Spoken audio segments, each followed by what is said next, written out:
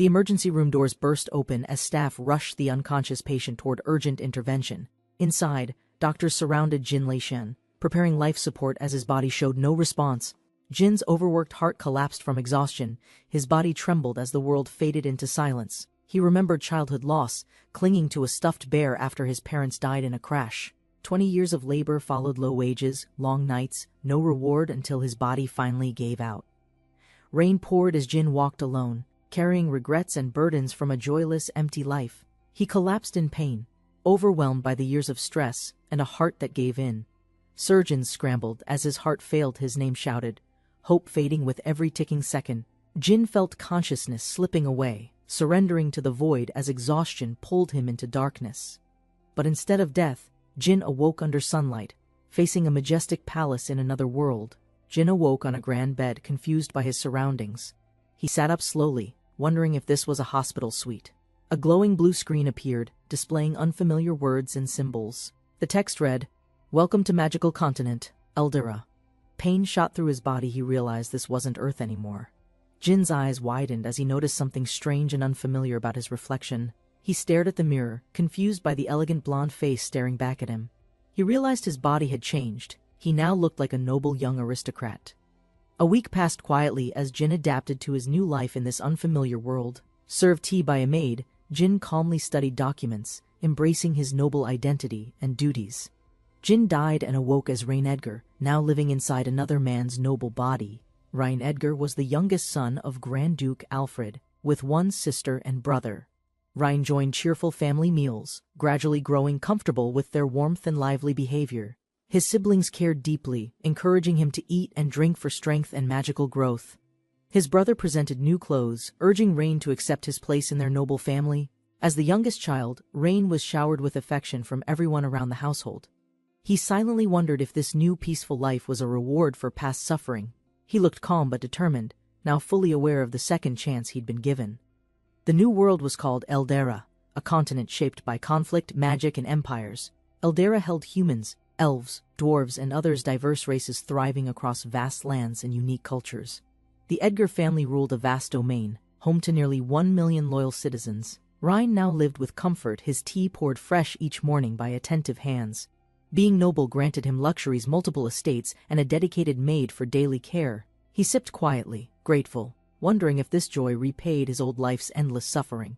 His maid, Lena, entered with news. The Grand Duke summoned him for a meeting. The butler announced Rain's arrival as he stood nervously outside the Lord's chamber. A deep voice responded, allowing Rain to enter the lavish and intimidating grand office. Rain walked in, addressing his father, the noble Grand Duke, with a respectful but hesitant greeting. The Grand Duke, Aldarian Edgar, asked if Rain understood the reason he'd been summoned. Rain, uncertain and tense, admitted he didn't know, bracing for whatever news might follow. The Grand Duke informed Rain it was time to manage his own territory. Rain was shocked by the responsibility of inheriting land at such a young age. Despite the surprise, Rain agreed quickly, hiding his uncertainty behind a determined expression. The Duke pointed toward the northwest, an area safe but troubled by poor food production. He warned Rain, though peaceful now, the Empire's overall future remained unstable and unclear. Rain fully agreed with his father. Danger loomed across the Empire's fading stability. The corrupt royal family ruled in name, while true power shifted to sinister, hidden forces. Lords across the Empire clashed endlessly, each conflict threatening the balance of power. Rain, aware of the stakes, planned to act wisely in this unstable, dangerous new world. He silently vowed no matter what, he'd protect the people who now loved him. The Grand Duke worried he was placing too much responsibility on his youngest son. He reassured Rain that others could assist if the burden became too great. But Rain, fired with conviction, insisted that solving the food crisis was his responsibility. Though seen as naive, Rain believed in applying knowledge from Earth's centuries of industrial progress. With unwavering confidence, Rain declared he would handle the territory's food crisis on his own. Ashling City stood proud but tense, nestled between three powerful, ever-warring neighboring territories. Its strategic location brought ceaseless magical clashes, soldiers clashing with spells lighting the twilight sky. Years of war turned farmlands to ashes, families scattered, buildings collapsed, and hunger reigned supreme. Amid the ruins, refugees fled by cart, desperate for safety beyond the bloodstained border. Inside the carriage, a noble woman observed silently, preparing for a new life and secret mission.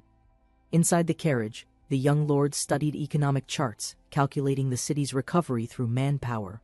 He realized the root issued too few citizens. A thriving population was his top priority. Curiously, he discovered an unexpected system within himself, granting unfamiliar yet powerful administrative abilities. A glowing interface instructed him to scan individuals' 6 scans remaining, each revealing hidden human data. He tested it on his knight, instantly learning combat skill, loyalty, talent, and background statistics. He scanned a young mage with rare potential. Her stats hinted untapped power and unique magic. Later, inside the carriage, the pink-haired aide quietly awaited instructions from her observing master. He decided his first mission was clear: gather skilled individuals to rebuild the city's foundation. His attendant paused, sensing trouble. She glanced ahead, alert to her master's unpredictable nature. The steward warned her discreetly watch him closely and prevent chaos before it consumes the territory. Ashling City bathed in morning sun, its surface calm, yet shadows stirred beneath its walls. In a private chamber, city officials discussed rumors of the Grand Duke's youngest son's arrival. Concerned, one man asked if preemptive action was needed to protect their hidden interests.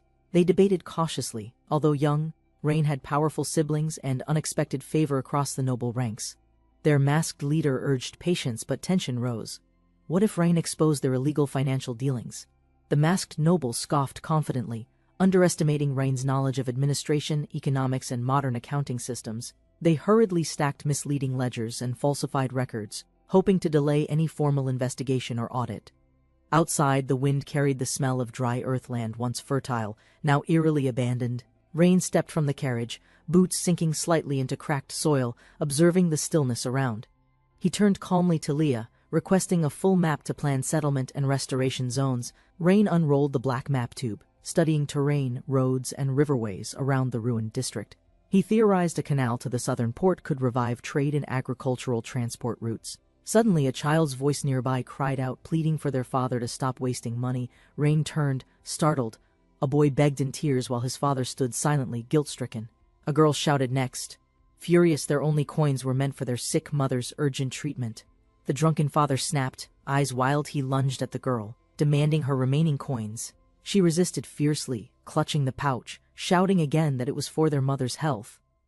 He raised his fist in fury, threatening violence if she didn't give up the money. Suddenly, a blur, Rain's fist struck with force, intercepting the blow before it could land.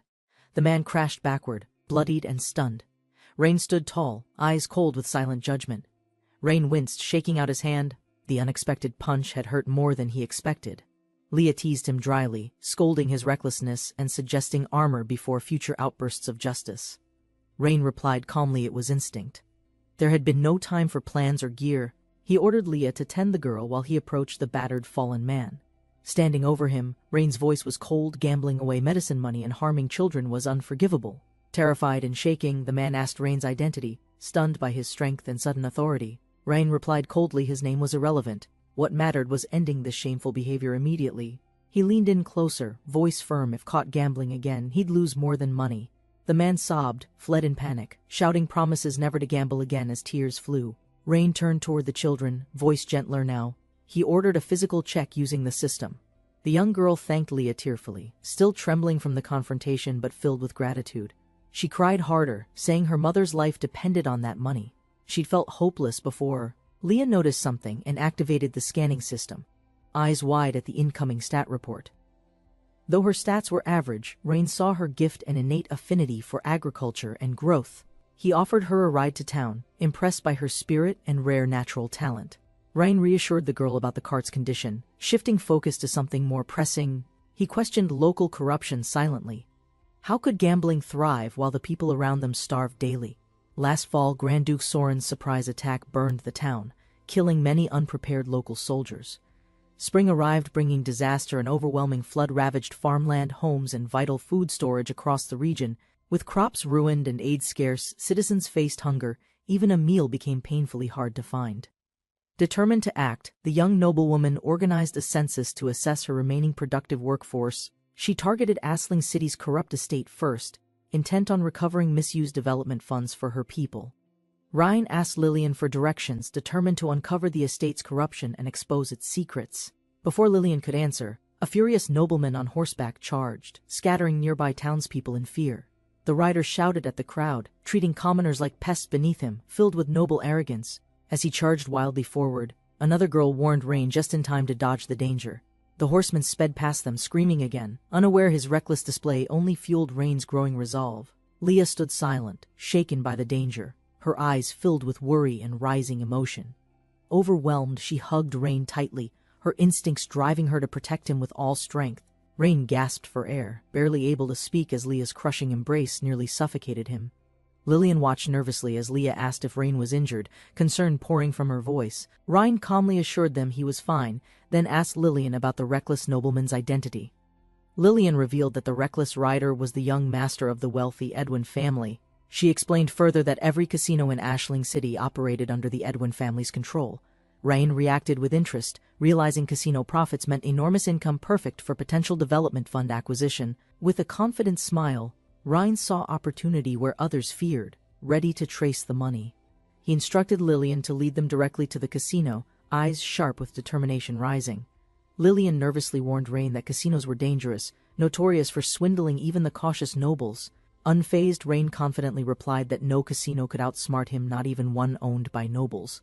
Watching his unwavering stride, Lillian silently wondered just how capable this composed noble master truly was. From above, the bustling casino complex revealed its grand scale, rivaling a royal palace in size.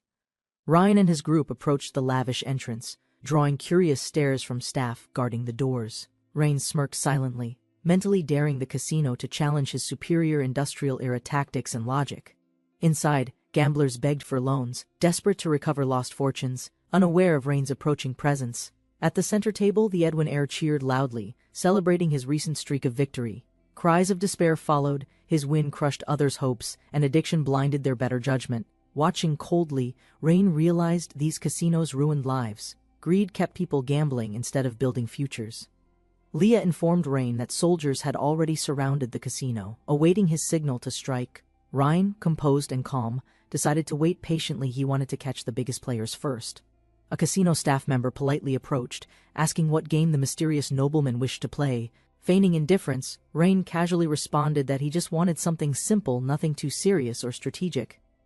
Smiling confidently, the dealer gestured down the hallway, offering to lead him to a table. Rain sat down, calmly requesting a buy-in, his demeanor confusing both players and staff nearby. The dealer, intrigued by Rain's confidence, generously offered 2 complimentary chips to start his game. Without hesitation, Rain tossed the chips forward, casually testing the waters of the house's table. The chips landed on small, drawing silent stares from suspicious eyes watching the table closely. 2 men nearby exchanged knowing glances, clearly wary that Rain might not be an ordinary guest. The dice revealed 4, 4, 6, totaling large. Rain's bet failed, drawing cheers from the dealer. Feigning sympathy, the green-haired staff member commented on Rain's close loss, masking his hidden satisfaction. Unbothered, Rain calmly stated this was merely a warm-up, not his true move at all. Rain turned away indifferently, claiming hunger, preparing to leave as if nothing important had occurred. Panicked, the staffer chased after him, worried the baited noble might leave before gambling more. The staffer snapped, declaring Rain couldn't leave until he repaid the money supposedly owed. Rain raised an eyebrow calmly, confused by the accusation he hadn't agreed to any loan. Feigning innocence, the staffer insisted the 2 free chips were now considered borrowed with interest. Leah pointed out his earlier words, but the dealer smugly claimed nothing was free in casinos. With arms wide and a devilish grin, he demanded 250 gold service fees and interest included. Grinning wickedly, the staffer threatened Rain, demanding his maid as payment if he lacked cash. Rain's calm shattered. He angrily called out the scam, refusing to tolerate another word of deception. Lillian stepped forward, revealing the truth: each token only held value of 1 silver, not gold. Cornered and furious, the scammer screamed for guards to attack, desperate to silence the exposure. Before anyone could move, Rain struck first, launching the schemer with a single devastating blow. The crooked staffer crashed across the floor, chips scattering as Rain's strike echoed through silence. Rain stared him down coldly, silencing the room with a sharp warning: no one interrupts him. Nearby gamblers, lost in greed, fought over winnings, blind to the chaos unfolding beside them. Rain watched them with contempt, realizing how deeply corruption had rotted even the citizens' common sense. Suddenly, a loud voice boomed. Soren's arrogant heir appeared, demanding to know who disturbed his casino. Rain turned confidently, knowing his true target had finally shown up. Three thugs forced a man to his knees. Fear gripped him as fists tightened nearby. Their leader barked an order, demanding punishment to show dominance in the crowded tavern hall. One thug raised his weapon. The man begged for mercy, eyes wide with panic and regret. Despite his plea, a club smashed down with brutal force, sending him collapsing to the floor. The beating halted. Onlookers stared silently. Even the leader hesitated, sensing something unexpected just occurred. The thug yelled a warning to the crowd, using violence as a threat for silence. Behind the commotion, a maid stood trembling. A taller maid shielded her, sensing her distress. She blamed herself, feeling responsible for dragging them to danger. Resolve grew within her heart. Determined, the young maid stepped forward alone, heart pounding, eyes burning with anger and intent. She shouted boldly, protecting her brother. The room stiffened, criminals stunned by her fierce defiance. The thug turned sharply, glaring down. His voice mocked her, daring the girl to speak. She stepped forward bravely, accusing him. The older woman behind her stood quietly, eyes filled with pride. Furious, the thug lunged at her with a vicious roar, hand extended for a deadly strike. The girl braced herself, heart racing fast. Her thoughts froze. I'm really going to be hit. She flinched, but something stopped the blow. Confused, she peeked upward and whispered, "Eh?" in disbelief. The young maid called out. Her brother appeared, shielding her with a calm but commanding stance.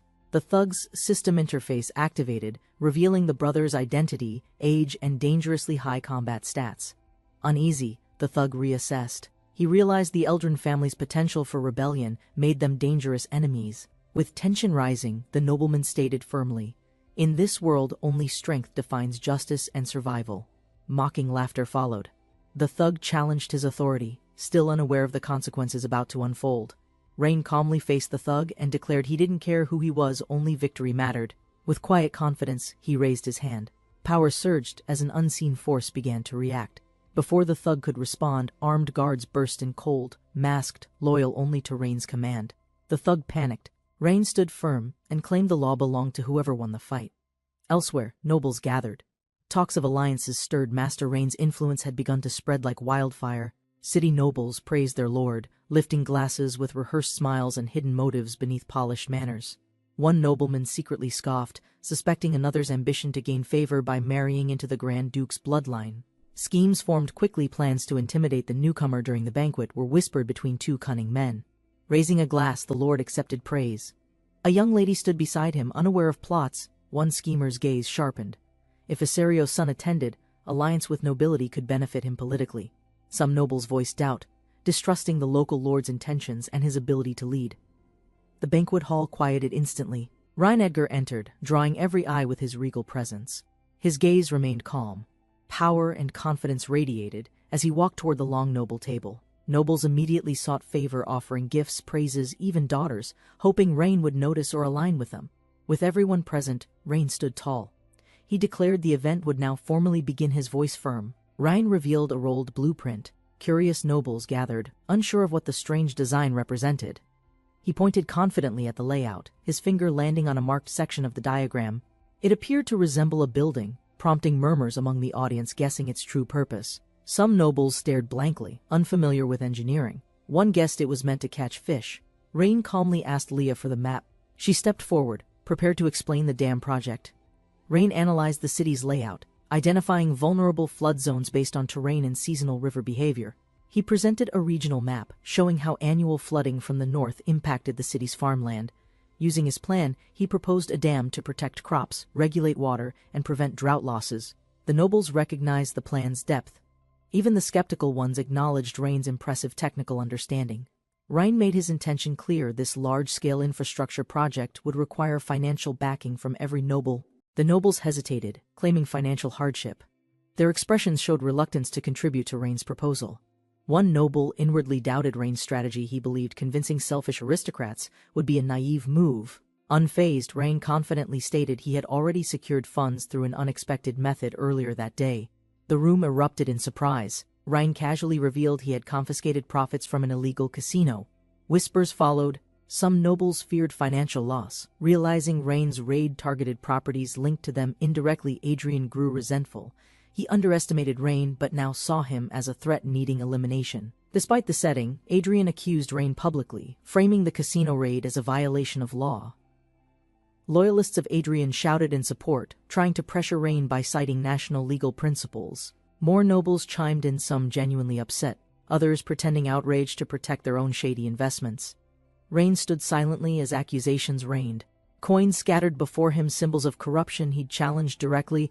Adrian mocked Rain's inexperience, claiming he was too idealistic to manage nobles or manipulate public trust.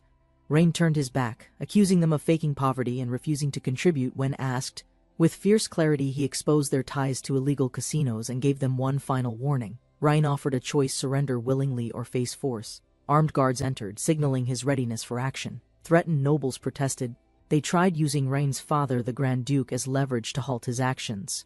Rain responded calmly to their legal accusations, smiling as he prepared to assert his authority. He ordered the nobles detained, declaring he would discuss the law personally with force if needed. The guards dragged 2 restrained men into the grand hall, all eyes fixed on them. Adrian stiffened in surprise, recognizing them as once loyal men who always followed Viscount Veserlo. He struggled to understand why Veserlo's personal guards would appear here, bound like common criminals. Rain stood calmly, asking if Adrian knew them, his tone calm but attention razor-sharp. Feigning ignorance, Adrian denied knowledge, but inside, panic stirred. Something was deeply wrong with this. Rain spoke casually, reclining in his chair, revealing they had attempted to assassinate him earlier. He recalled hearing rumors that their strength in Ashling could block sunlight with one hand. Adrian's expression twitched nervously, realizing those words meant someone powerful had supported the assassination attempt. Rain ordered the guards to untie the prisoners and check for anyone who knew them. Whispers spread. Guests recognized the attackers as Veserlo's men and were stunned by Rain's revelation. Whispers echoed. Adrian's deception had failed, and his political fortune might now be destroyed. He panicked, realizing if the attackers spoke, his entire alliance would collapse in disgrace. Exploding with rage, Adrian unsheathed his blade and struck, declaring their audacity a death sentence. His blade slashed cleanly through the prisoners, silencing them forever in a flash of power. Gasps followed. Nobles watched in stunned silence as Adrian stood over 2 corpses, trembling slightly. Adrian bowed respectfully, claiming emotional turmoil made him act rashly after hearing about the assassination. Rain responded graciously, praising Adrian's sense of justice, concealing his growing doubt behind a warm smile. Adrian humbly accepted the praise, asserting he simply fulfilled his noble responsibilities, hiding deeper intentions inside. Rain ordered the guards to present the real instigator, determined to unearth a larger threat. A captured noble's son yelled angrily, invoking his powerful father and vowing brutal revenge on everyone. Adrian panicked internally, realizing the boy's capture was why he'd vanished without any trace. The boy shouted furiously, accusing Rain of killing his servants, demanding answers with no restraint. Unhinged with rage, the noble youth promised torture and death once he regained his freedom. Rain replied coldly, questioning if murder wasn't enough. His enemy wanted torture too. Smirking defiantly, the boy declared no one in Ashling could challenge him or his father. Rain clapped mockingly, praising the captive's bravery with words laced in sarcasm and hidden menace. He turned to Adrian, asking if he agreed, while the boy shouted in confusion, "Dad?" Laughing madly, the boy warned Rain his father was powerful and wouldn't tolerate this humiliation. Adrian snapped, silencing the boy with rage, demanding he kneel before making things worse. Shocked, the boy stood frozen, betrayal dawning as he whispered, "Dad, what's happening?" Adrian yelled again, forcing his son down, attempting to salvage their collapsing power and dignity. Desperate, he begged Rain for mercy, offering his possessions if his son were spared. Adrian recalled Rain's identity, Grand Duke's son, and urgently reminded himself to secure favor with him. The boy stared at Rain in shock, finally realizing who stood before him. Rain answered coldly, explaining his authority, backed by countless elite soldiers under his command. The boy collapsed, pleading with Rain to spare them, admitting guilt and begging for forgiveness. Adrian joined him, trembling, pleading mercy and asking Rain to show clemency toward their family. Kneeling deeply, Adrian declared that the Eldrin family now belonged fully to Rain's authority. Rain agreed with condition: surrender all wealth gained through corruption, and he would guarantee their protection. Relieved, Adrian thanked Rain profusely, silently rejoicing that his life had been spared at least for now. A noble recognized someone dangerous among the crowd and rushed to alert Master Rain immediately. Kneeling before Rain, he reported that City Lord Elric had conspired with external enemies. Gasps erupted from the guests as the shocking accusation of rebellion echoed through the hall. Adrian snapped, furious at the report, accusing others of slandering a supposedly loyal city lord. Rain's expression turned cold. He ordered immediate execution of those spreading nonsense without hesitation or mercy. A sharp realization struck one noble. His expression shifted as he processed the unfolding chaos. He recalled someone's warning. This young master was foolish, reckless, and now dangerously unpredictable. As Rain walked away, another noble stepped forward, publicly praising Rein's swift and decisive judgment. The man proclaimed unwavering loyalty to both Rein and the Grand Duke, denying any rebellious intent. Rein responded calmly, beginning to speak with measured reassurance, but his eyes hinted lingering suspicion beneath. Elderic Calger's stats appeared low loyalty, high greed confirming he would inevitably betray Rein's fragile trust. Late at night, Rain remained alone in his office, endlessly reviewing ledgers under candlelight pressure. His eyes narrowed. Greedy nobles had exploited tax reforms, hoarding gold while citizens silently suffered losses. Lena, the loyal maid, entered quietly with black tea, sensing the heavy burden Rain carried. Rain questioned Lena, frustrated by noble corruption. She stood silent, understanding the storm that brewed ahead. Lena warned with worry. If rebellion rose, Rein, bold yet unprepared, could soon be caught in peril. Under the starlit sky, Rein reassured Leah calmly, his voice steady, but thoughts racing deeper. He explained Eldric's suspected rebellion, knowing premature action would expose him without clear evidence or allies. Leah asked why delay mattered. Rain turned away, burdened by secrets still hidden beneath trusted faces. He confessed, unseen enemies lurked nearby. A wrong move could unravel everything before truth surfaced. Morning rose over the royal capital, unaware of the quiet war building behind noble curtains. Guildmaster Malcolm slammed his staff in anger, loudly rejecting Rain's proposal as complete nonsense. He stormed across the room, furious, declaring that Rein's youth made him reckless and unworthy. Despite efforts to calm him, Malcolm refused to accept orders without proper Wizard Guild respect. Malcolm's rage intensified upon reading a confidential report evidence that exposed Rein's bold secret maneuvering. Outraged, Malcolm prepared to confront Rain directly.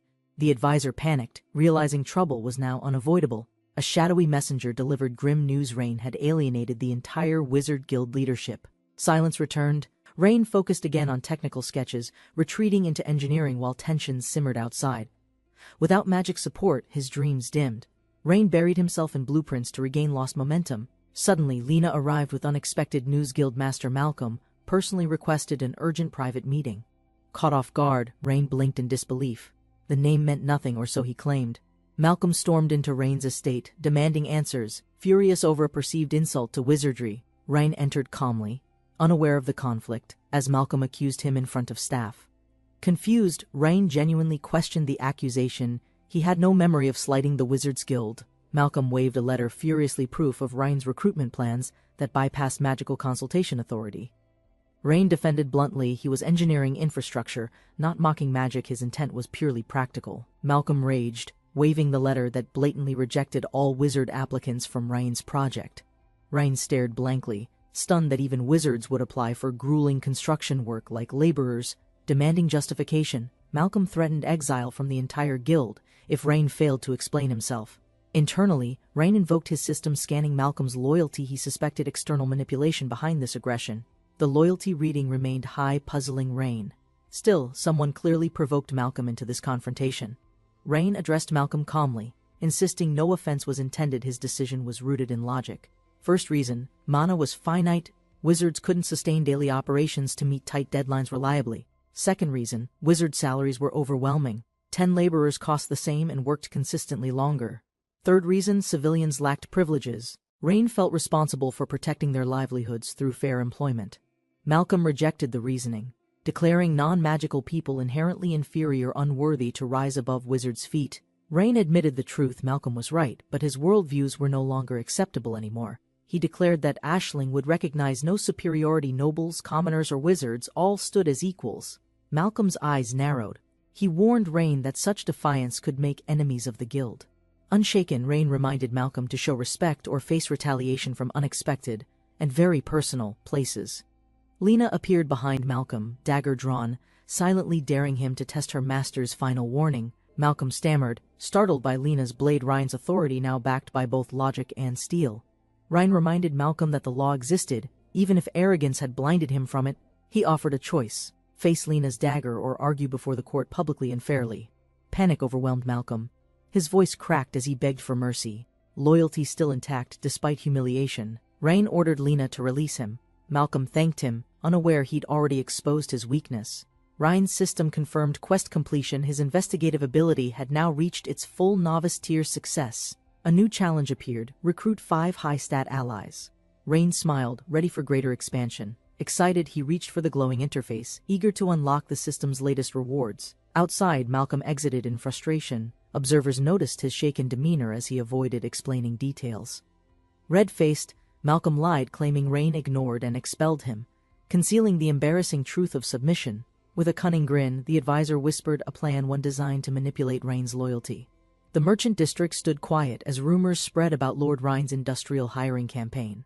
A nobleman reported tensions to Guildmaster Malcolm, blaming stubborn peasants for resisting Ryan's employment efforts. He insisted that desperation would force Rain to rely on the guild when workers rejected him.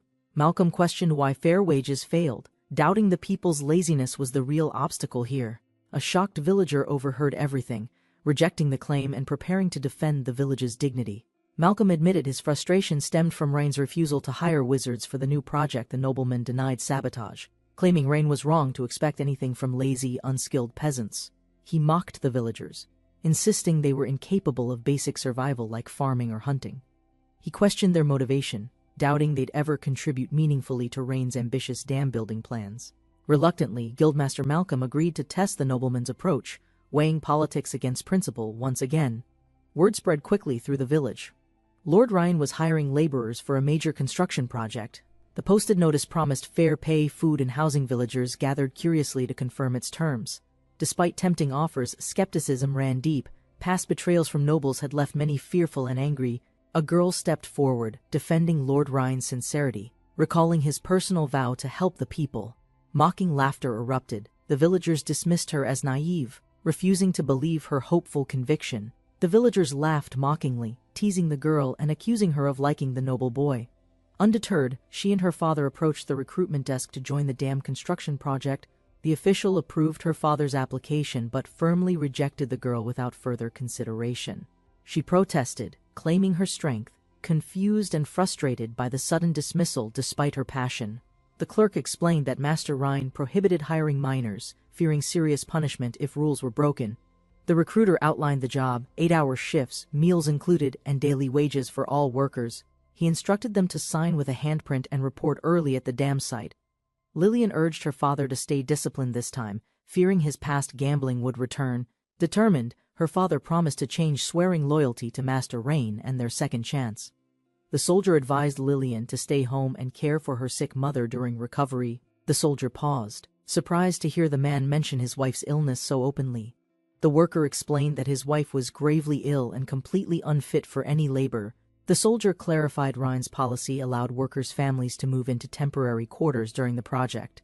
They'd receive proper housing until construction ended, after which they could return to their village. Overwhelmed with gratitude, the man thanked him, accepting the offer with renewed hope and tears. Villagers grew excited, questioning whether the new lord's promises were genuinely truthful this time around. Eager to join, they quickly formed orderly lines, pushing aside doubts for a rare opportunity. Meanwhile, the young lord sat alone, contemplating his recent digital reward for a lithium battery blueprint. Frustration surfaced as he wondered how to use the blueprint without an electricity generator device. He angrily considered whether lightning storms were the only solution to power batteries in this world. A system mission appeared. He must recruit 5 high-stat characters to begin industrial expansion. Ryan sighed deeply, overwhelmed by the challenge of locating individuals with exceptional traits and potential. He reviewed the maid's stats, realizing she had peaked and could no longer grow further. Determined, Rain decided to scout the city himself, seeking untapped talent to fulfill the mission. A servant interrupted. Lucian had arrived urgently, bringing news of chaos within the construction staff. Rain's expression turned sharp as he questioned the sudden lack of discipline among his workers. At the shoreline, the workers sat idle, their tools down, as a child called out. One worker explained his fatigue, claiming exhaustion had plagued him since the moment he woke. Others lay sprawled across the sand, all equally drained and unable to continue their labor. Despite high wages, they struggled to stand, puzzled by the unexplained wave of weakness. One worker joked about instant exhaustion from work, blaming their laziness on a strange condition. He insisted rest would cure them all by tomorrow, conveniently avoiding any actual responsibility today. The maid snapped angrily, calling out their excuse as absurd and dismissing it as pure laziness. She urged Rain to take charge and discipline the workers before productivity collapsed completely. Rain activated his system interface, revealing a hidden anomaly. One worker was under a mysterious curse. Rain examined the data closely, realizing the cause wasn't physical illness. Dark energy erupted across the land, spreading rapidly from the coastline. He confirmed the truth workers weren't tired from labor, they were cursed. The young lord arrived at the rocky desert site, ready to begin his land survey. He activated his system's prospecting function, displaying a glowing interface that hovered in the air. Using advanced scanning, the system examined rock layers, minerals, and terrain data in the target zone. With a calm voice, he commanded the system to begin geological analysis of the marked location. Results revealed no valuable resources, but a strange underground structure immediately caught the Lord's attention. Rain asked the workers to dig deeper. Sensing an unusual disturbance hidden beneath the ground, they uncovered a glowing purple crystal embedded in stone, shocking everyone with its sudden appearance. Even Lei was stunned. She hadn't detected the faint magical aura surrounding the hidden crystal. Rain calmly ordered the crystal to be extracted and secured, treating it like routine material. Then, with unsettling curiosity, he asked Li how people usually react after being cursed. Li explained that curses could be removed by priests at churches or high-level wizards. Rain's eyes narrowed with interest the moment she mentioned the Wizards Guild as another option. He instructed Lillian to gather her father quickly. They needed a priest without delay. Lillian worriedly asked if her father was truly cursed by the mysterious underground crystal. Rain vowed justice, declaring the hidden curse's originator would not escape punishment or consequence. Saint Awiria welcomed Rain warmly, her presence calm yet subtly powerful within the holy hall. Rain remained cautious, silently deciding to test her loyalty before requesting any magical treatment. With a quiet command, he triggered his system's investigation function to analyze her identity. The system's scan revealed surprising results. She wasn't human but an elf in disguise. Awiria gently introduced herself and offered her help. Unaware, Rain now viewed her differently. Rain introduced the cursed man to Awiria, requesting her assistance with the strange affliction. After verifying her loyalty, Rain allowed the elf priestess to examine the man's condition carefully. Her eyes glowed brightly as she activated her power to sense the hidden magical interference. With a grim expression, she confirmed Rain's suspicion the man had definitely been cursed by dark magic. Rain, expression firm, asked if Awiria possessed the ability to break the curse entirely. Awiria summoned divine energy, golden light spiraling from her hands as she initiated the purification ritual. The golden orb floated into the man's chest, pulsing warmth and beginning to unravel the curse. Dark energy burst from the man's body, violently expelled by the overwhelming power of holy magic. Rejuvenated, the man shouted excitedly, overflowing with strength and eager to return to his labor. Rain calmly advised patience, then showed Awiria the strange crystal they uncovered at the construction site. Rain presented the mysterious dark crystal inside a case, awaiting Saint Awiria's assessment of it. Awiria explained it was a common magical crystal, often used as a container for spells. She noted it held enough magic to be dangerous yet only caused extreme fatigue. Rain asked whether such a crystal could be made easily or placed deliberately at sites. Awiria confirmed a high-level wizard could effortlessly craft and plant one at Rain's worksite daily. Rain narrowed his eyes, suspicious of how Awiria already knew about his construction project. She smiled calmly, explaining the project reduced pressure on the church by employing many villagers. Rain, deep in thought, considered it was time to confront someone behind this hidden sabotage. He asked if Awiria could remove the curse affecting the entire construction zone at once. Awiria warned it wouldn't be easy. Repeating the crystal removal might not work a second time. Rain hesitated, knowing he'd eventually need to approach Malcolm for answers, though uneasy about doing so. Awiria suggested a peculiar individual who might help a strange but possibly capable problem solver she trusted. She asked if Rain was willing to try this alternative solution despite its uncertainty. Rain arrived at a grand building, the home of Malcolm, former president of the Wizards Guild. Holding the contact note, Rain resolved firmly that he would secure Malcolm's help no matter what. Lee suddenly sensed danger nearby and turned urgently toward Rain, her instincts fully alert. She shouted a warning, grabbing Rain just as a deadly attack erupted without warning. A violent explosion tore through the air, flames and smoke consuming part of the structure. Rain held Lee close, shocked, unsure who attacked or why such power had been unleashed. In the shadows, a cloaked figure growled in frustration, confused why their sabotage had failed. Fueled by obsession, the red-haired mage swore to complete her weapon even if Aisling fell. In a sunlit chamber, Selena declares loudly she refuses to follow the master's latest request. With book in hand, she insists magical device research is more urgent than any conversation. Confused, The young master asks if she means wands, still trying to understand her work. She glares, conjuring energy, and angrily dismisses his comment as ignorant and deeply insulting. A nearby maid scolds her sharply, reminding her to respect the noble title he holds. The stranger grins, impressed by Selina's magical display, praising her power without a hint of tact. Selina glares sharply, her pride wounded, while energy swirls as she prepares a pointed, magical reply. She challenges the woman's arrogance, declaring her intent to teach manners through strength, not lectures. The tension rises, their eyes locked. Magic crackles in the air between determined wills. Another woman steps forward, urging restraint, reminding them they came for peace, not more chaos. A curious voice asks Selina about her strange components. Were they meant for magical crafting experiments? She replies dryly that they're all failures, but at least someone recognized them properly. With a solemn gaze, she reveals her goal, storing raw electric magic inside a device. Her words stun the group.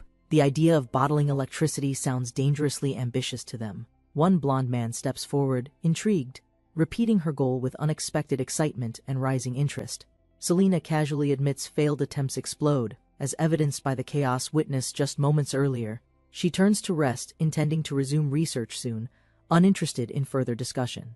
The young master interrupts, offering knowledge of storing electricity in exchange for her assistance. He proposes a deal: solve the Wizards Guild conflict if he shares the method. After brief hesitation, Selina accepts, her curiosity outweighing pride, and lightning magic crackles around her fingers.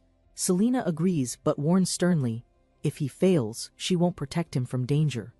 Lightning flares dramatically as she promises to confront the Wizards Guild, but only if successful. Outside, the young master calmly wonders where he might find a stable electricity source nearby.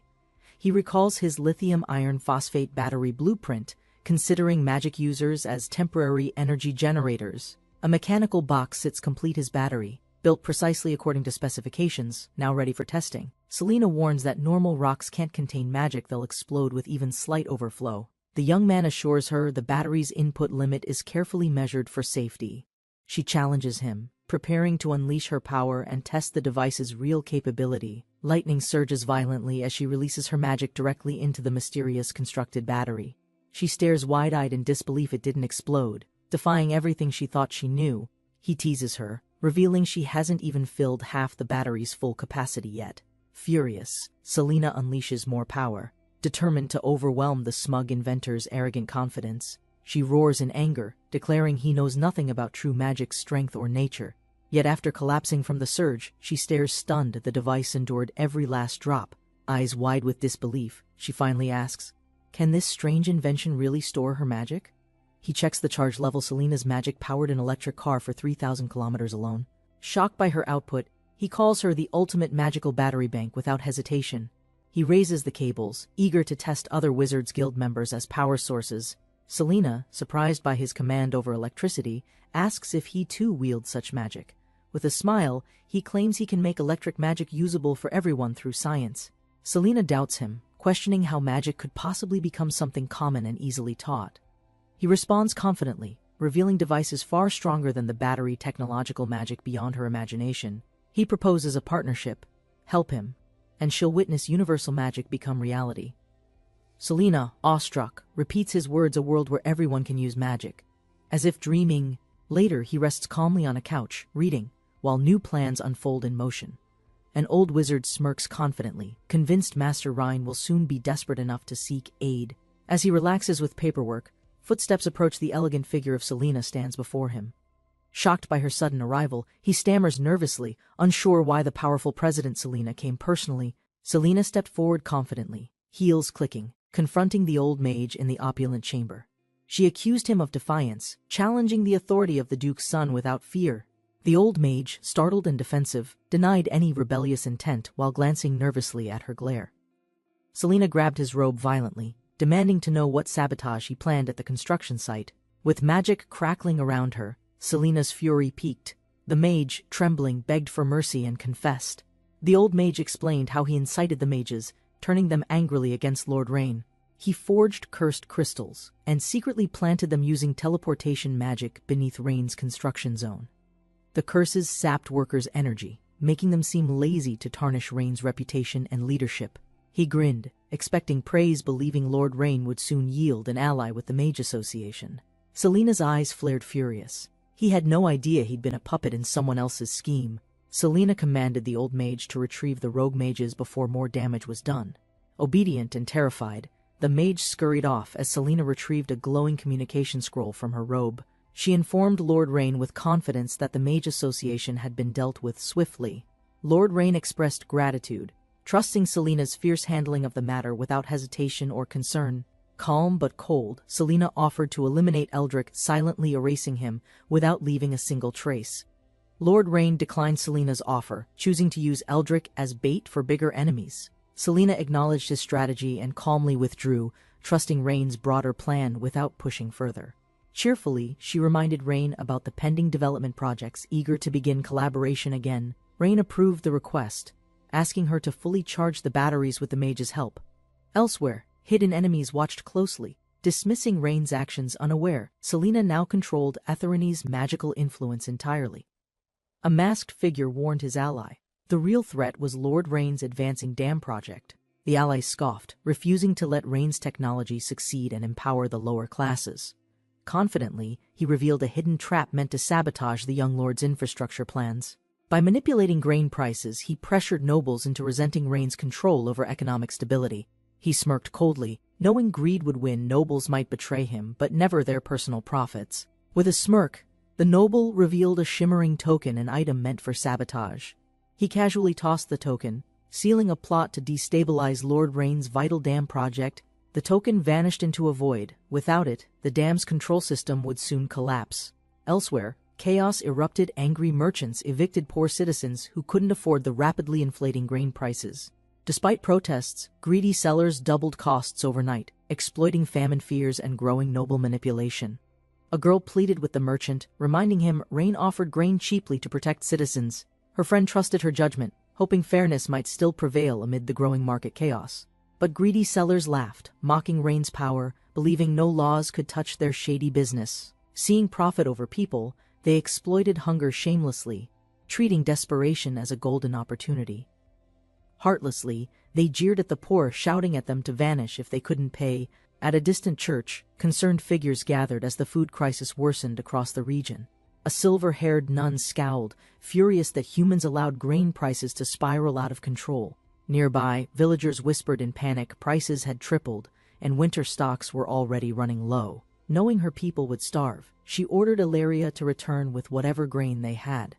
Despite dwindling funds, she handed over money, determined to maintain dignity and fulfill their needs. Ilaria hesitated, shocked by the inflated price. Grain that once cost little now drained everything. Despite doubts, the nun insisted firmly. Survival came first. Morality would have to wait. Ilaria obeyed without argument, pocketing the pouch and preparing to return with the scarce supplies. Suddenly, sharp footsteps echoed, drawing both women's attention toward a new, unexpected arrival in town. A mysterious maid appeared, elegant, confident, and dangerous. Even the nun instinctively whispered, "A maid?" The maid recognized him immediately. This man wasn't just noble, he was the elusive Saintess's guardian. With calm confidence, he offered a heavy pouch, proposing a private deal under uncertain conditions. A tall cathedral stood quietly under the sky as Rain approached with careful, determined steps. Sister Miriam confronted him outside the courtyard, arms crossed, questioning the nature of his visit. He calmly assured her, smiling slightly, sensing her unease and choosing his words with care. Miriam stiffened, suspicious. She denied the presence of elves, hiding the truth behind firm denial. Behind her, two elf girls listened cautiously. Rain promised peace and requested a private discussion. Rain revealed carts of food supplies, offering aid to gain trust and start negotiations. Sister Miriam frowned, skeptical of his influence, doubting his ability to challenge existing power structures. Rain asked calmly, curious why she believed he couldn't handle such a straightforward relief task. She explained, the city's grain supply was monopolized by 4 powerful, deeply rooted noble families. Rain already understood his mission would test diplomacy, power, and his ability to break corrupt systems. Rain questioned her knowledge of Isline. She responded cautiously, unsure of his real intentions. She explained she'd lived there 20 years. She feared past events had ruined peaceful options. War and disasters had devastated the region. Grain became rare. Hunger quietly spread through the people. Without stable prices, her community wouldn't survive winter. She blamed both nature and political schemes. Rain made a bold vow: within a month, grain would be cheaper than last spring. Augustus Klein laughed confidently, crediting the Lord Mayor for their recent grain market success. He gathered nobles at a banquet. Together, the four families celebrated their growing grain monopoly. One noble raised his glass, grateful for Augustus's connections and the profits they continued to secure. Smiling, Augustus stood and called for a toast, reveling in unchecked power and political favor. Glasses clinked, sealing their alliance, oblivious to the storm that Rain was already preparing outside. A servant delivered Rain's invitation requesting Augustus and the lords attend a private banquet discussion. One noble reacted with shock. Suspicion rose. Was Rain preparing to strike the powerful families? Panic set in. Another feared Rain's motives, worrying profit schemes might now threaten their safety. Concerned, he pleaded for guidance. They had only wanted wealth, not to be targets of retaliation. Augustus smiled coldly, trusting corrupt legal shields and believing Rain wouldn't dare cross political lines. Augustus slammed the table, confident that unity among the four families made them untouchable. He declared grain pricing their domain alone; not even royalty had the right to interfere. The nobles cheered, convinced Augustus's strategy guaranteed control for years if they stayed united. He suggested appeasing Rain by slightly lowering prices, masking greed with a show of diplomacy. With a sharp glare, Augustus threatened punishment for any betrayal or retreat from their plan. The nobles reassured Augustus of their loyalty, pledging to follow his lead without hesitation. Augustus ordered everyone to dress properly for the banquet, with Rain appearances were important tonight. One lord questioned the need for formal attire, clearly unprepared for what Rain might plan. Night fell. The nobles' carriages rolled toward Rain's estate, unaware of the storm awaiting them. Inside, Rain awaited with calm confidence, his trusted aide by his side. Watching the door, a servant entered the hall, announcing the arrival of Augustus and the noble delegation. Rain gave calm orders: welcome them, begin serving food, and let the banquet unfold naturally. Footsteps echoed through the hall as the nobles approached with feigned humility and hidden arrogance. Augustus greeted Rain warmly, wearing modest clothes, pretending to be humble before their young host. Rain saw through the ruse immediately. Their shallow performance would not protect them from consequences. Rain questioned their ragged look, mocking nobles who supposedly controlled the city's entire grain supply. Augustus, smiling falsely, claimed they admired Rain's vision, and now wished to support his efforts. He boasted of donations and selling grain cheaply, spinning their greed into a story of charity. Rain's aides silently fumed, disgusted by their hypocrisy and blatant attempt to manipulate the situation. Feigning gratitude, Rain thanked them with a cold smile. His plan was already in motion. Rain calmly opened the meeting, stating the topic was grain specifically, a new proposal. The nobles, misjudging the situation, assumed Rain was desperate and began justifying current prices. They loudly insisted that 2 coins per sack was already unprofitable for their operations. Rain corrected them coldly. He proposed raising grain to 4 coins, with him receiving 30%. Stunned, Augustus repeated the figure. Rain confirmed it, smirking as he flipped their scheme against them. Augustus raised a brow, questioning Rain's bold proposal to quadruple the grain price overnight. Rain calmly reminded Augustus of his 30% commission, subtly reinforcing control over the negotiation. Augustus reevaluated Rain, realizing the young noble was far more calculating than he first assumed. The other merchants nodded, impressed by Rain's cunning. Their doubts about him quickly disappeared.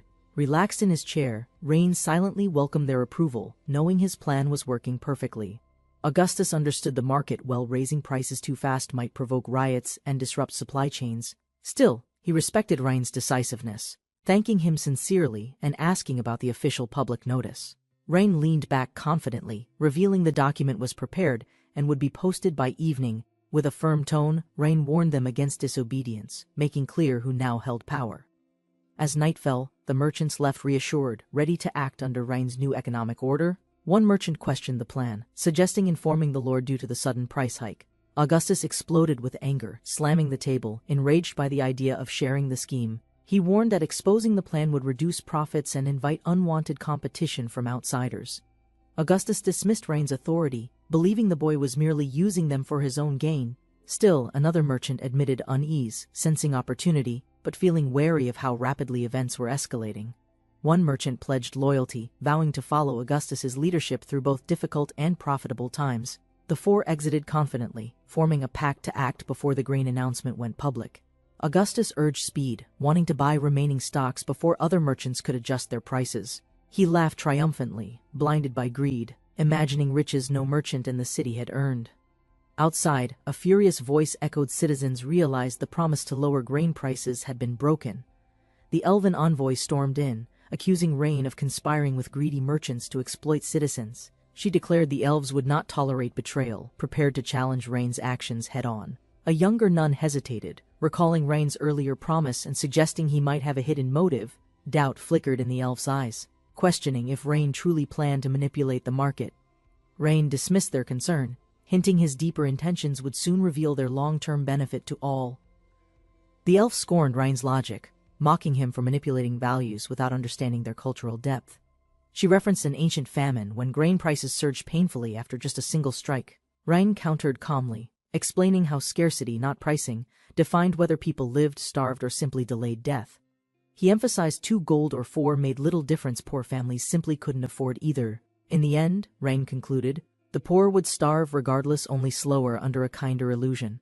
The elf erupted in frustration, unable to accept Rain's brutal reasoning and unwavering confidence. Rain's cold stare showed resolve. His plan wasn't about minor discounts but absolute economic destruction. He declared the new minimum price, 4 gold per bag, enforced without compromise or exception. Rain aimed to crush the merchants, strip them of wealth, homes, power, and social standing entirely. 7 days later, the city stood calm yet deep inside. The system had already begun shifting. Rain explained energy transfer, likening lithium ions to magical currents stored in conductive carbon channels. He detailed the flow of electrons through an external circuit to maintain chemical equilibrium and output. During discharge, ions and electrons flowed oppositely, generating usable energy like a magic-based engine system. The student was amazed by the explanation, comparing it to a complex but logical magic system. Class ended, but news arrived. Saintess Rhea had returned, still upset about Rain's grain price actions. Rain hesitated as pressure mounted, his silence prompting frustration from those awaiting his justification. Saintess Rhea accused Rain of betrayal, furious that grain prices rose despite his earlier promise. She demanded accountability, citing how even nobles were struggling to buy grain in Asline City. Rain calmly asked Leah how many days had passed since the planned price increase began. Hearing 7 days, Rain decided it was time to initiate the next phase of retaliation. Rain admitted he kept Rhea uninformed to ensure her outrage appeared genuine before the nobles. He revealed the truth behind his plan, sparked by the inflated 4 gold grain price. Rain asked what the city truly lacked now, guiding her toward the answer he needed. Rhea responded confidently, believing nothing was missing, still unaware of the deeper economic trap at play. Rain calmly revealed the missing piece: merchants who dared sell grain at current market rates. The nun stood frozen, her eyes widening as realization struck hard. Something had changed drastically. In the bustling city of Asline, prosperity thrived where merchants brought endless food and supplies. The man in white understood human greed well. It made people predictable, controllable, and highly motivated. By inflating grain prices to 4 gold coins, they sparked a chain reaction among traders. Merchants from nearby regions hurried in caravans, enticed by profit, unaware they played his game. Greedy merchants rushed to Asline, hauling grain by the sack, lured by promised golden profits. Inflated prices spread fast, charts soared, and every trader believed fortune waited behind Aslane's city gates. The young lord smirked, already foreseeing the outcome. 4 major suppliers would flood the city. He ordered flyers distributed, spreading news that holy water sales required Lord Donby's approval first. Donby's strategy tightened: control grain, water, profits, rumors, all wrapped within his invisible but unbreakable economic grasp. Sister Elrea questioned Donby's intentions, confused by the sudden praise spreading through the city. Donby calmly revealed his dilemma: without grain in stock, his reputation alone meant nothing. Yet, panicked, Elrea confessed she barely had reserves and needed the grain for her tribe's winter. Danby pressed her harder, implying delay meant betrayal. Her people's grain could vanish under demand pressure. A red-haired woman mocked Elrea's hesitation, urging her to sell quickly or lose all profit. Elrea stood firm, declaring elves valued survival over wealth. They only needed grain, not money. Donby reminded her that scarcity raised value. Refusing trade would only raise grain's price further. He ordered control over Asline's gates, ensuring no grain entered without their permission to sell. The red-haired warrior pledged loyalty, vowing to intercept every merchant fleeing with stolen opportunity. With authority, Donby raised his hand and declared it was time to exploit merchant greed. Leah observed silently, tension rising as she walked beside Donby through the stone-tiled hallway. She voiced concern: if merchants delayed, Elrea's grain might sell first, ruining their strategy. Donby calmly explained, Secret plots can be avoided, but open strategies trap all who see them. He pointed skyward, declaring greed left merchants blind. They'd already wagered everything on soaring grain.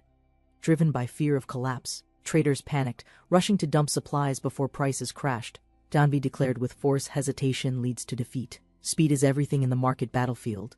His eyes narrowed as alarming news reached him. Something unexpected disrupted their calculated advantage. Suddenly, the church, acting independently, pledged to sell grain reserves at a drastically low price. Traders panicked. The church's generous move threatened their hoarded stock and future profit plans. Shocked nobles realized their mistake too late. They completely forgot the church still held public influence.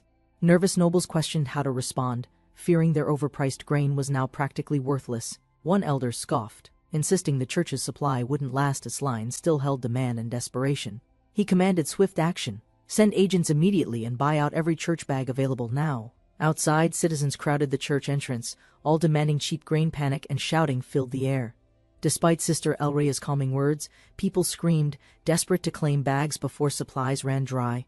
Elrea shouted for order, but frantic citizens surged forward, shouting to buy grain immediately. Guards stepped in to control the crowd, forcing people back with firm shields and warnings. Elrea assured everyone, this batch was blessed grain from the Pope, with more shipments coming. Panicked, she pleaded silently. If Danvi pushed harder, she'd break. She feared the Pope's response. Below, cheers erupted as carts rolled in. For now, Asleen had grain and hope once again. Merchants screamed in frustration, blaming the church for ruining their profits and crashing the market. One trader calculated his losses: 60% silver to buy, 10% to transport. Panic gripped his voice. Desperate, he shouted a new low price, hoping to recover before prices collapsed further. His shout sparked demand. A crowd gathered, buying in bulk, fearing prices might drop again. Nearby merchants exploded with anger. If one sold low, they'd all be forced into ruin. Grain sellers flooded the streets, prices dropping rapidly as merchants panicked to undercut each other. From their balcony, Leah watched the chaos below unfold exactly as Danvi had predicted. Danvi explained, fear of being last forced everyone to sell faster, further crashing the price. Leah realized the falling price meant the water project could now be funded with ease. Danvi smiled, confident. He believed grain would fall below 50. Merchants' greed would bury them deeper. As Augustus began offloading grain, supply surged uncontrollably. Prices collapsed across all of Asline City. Leah questioned Rain, doubting if Augustus's men would betray their own for outsiders. She cited banquet loyalty and expensive market trades, insisting the crew acted with mutual trust. Rain disagreed calmly, arms folded, stating they were never truly united, only bound by interest. He emphasized, when gold is involved, loyalty fades. Everyone protects their gain above all else. Rain turned, mentioning rising grain prices, ready to negotiate terms while Leah followed loyally behind. A servant rushed in, reporting unexpected price drops caused by aggressive out-of-town grain merchants. The man explained grain now sold for 75 silver. Panic flashing across Augustus's shocked expression. Roland stood in disbelief, questioning how prices could collapse when they monopolized local grain. The servant swore honesty, claiming outsiders somehow bypassed their control and secured large supplies elsewhere. Augustus narrowed his eyes, silently calculating the threat, another force disrupting his control from the shadows. Augustus suddenly realized everything. He shouted in anger, overwhelmed by the cunning move against him. Furious, he blamed young Master Rain for risking total destruction of the family's grain power. His men, confused by his rage, questioned the sudden outburst, shaking their usually composed leader.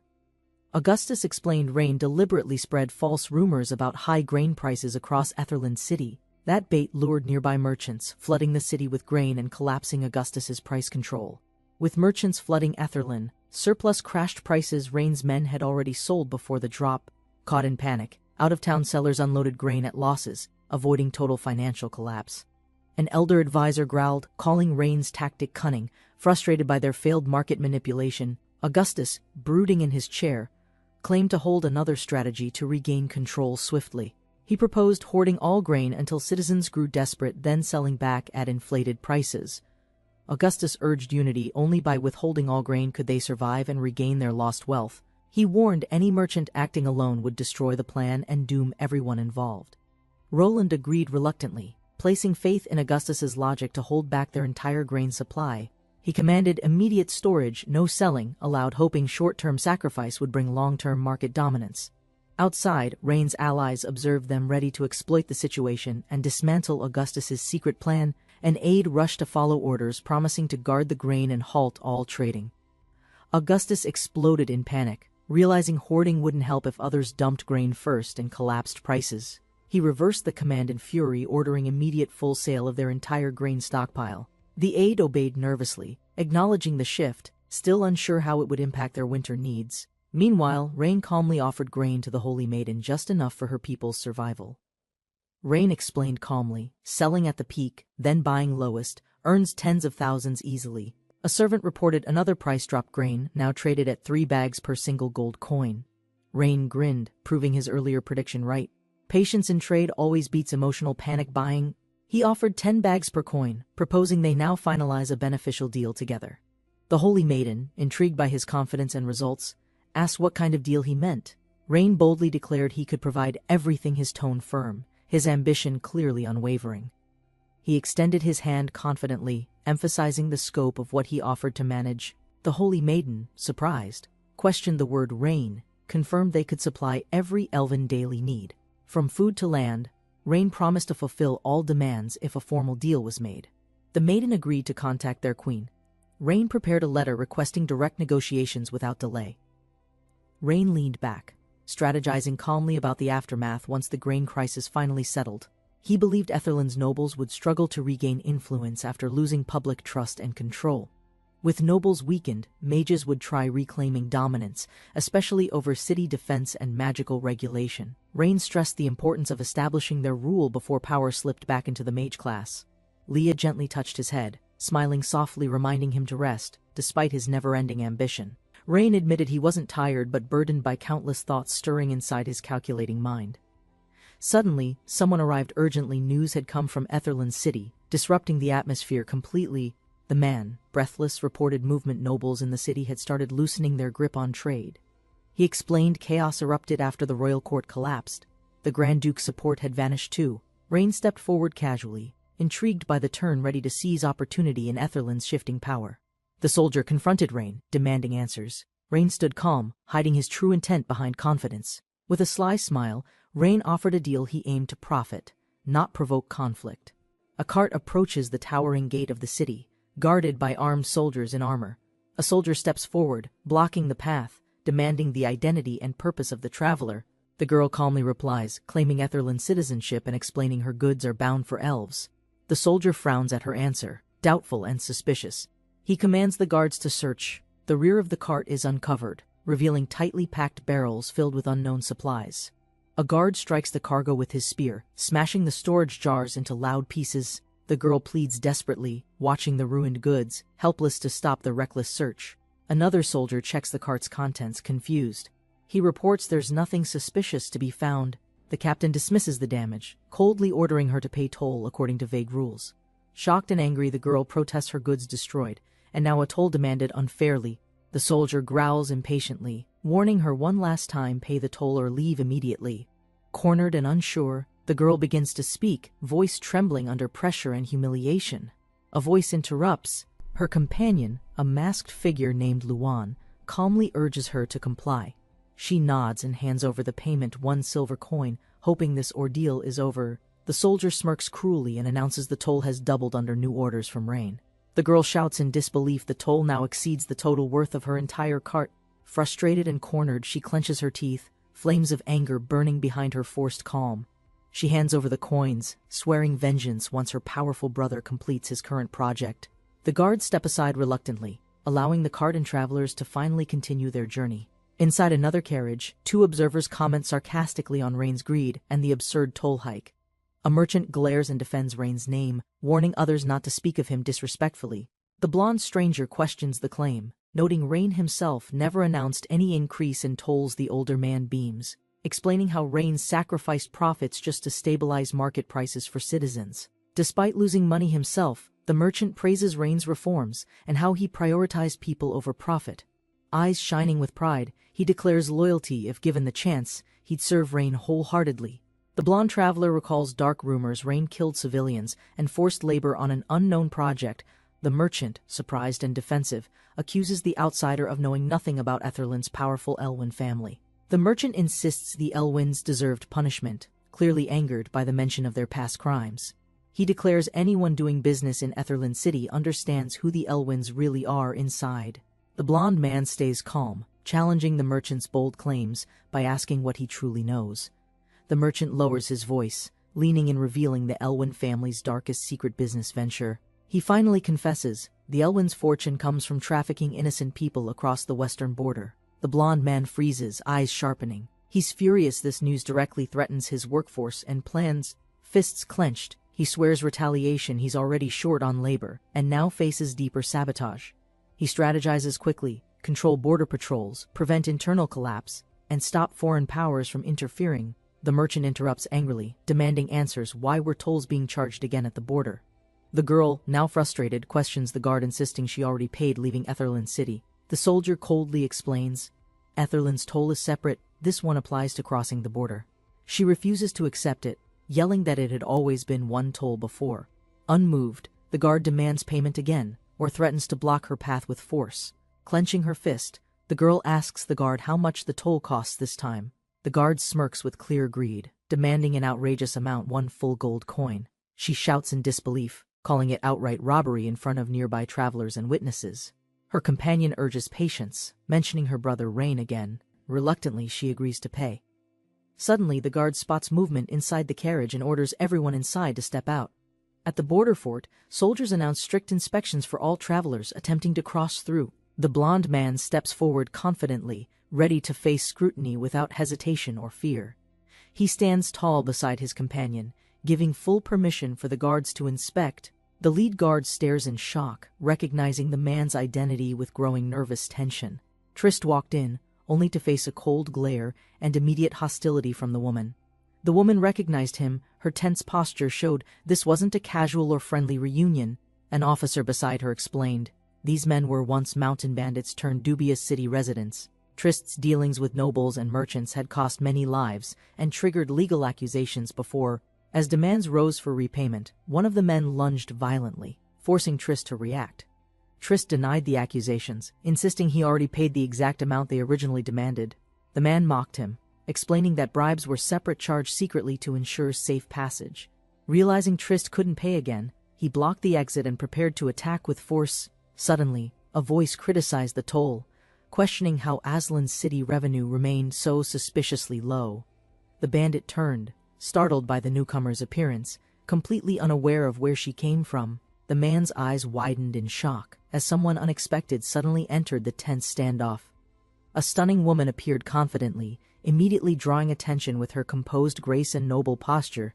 She offered payment herself, pleading not to harm Trist, claiming him as her business partner. The officer accepted the gold with a grin, praising her as honest and respectable. The bandit leader scoffed, tossed the bag aside and ordered a guard to store it.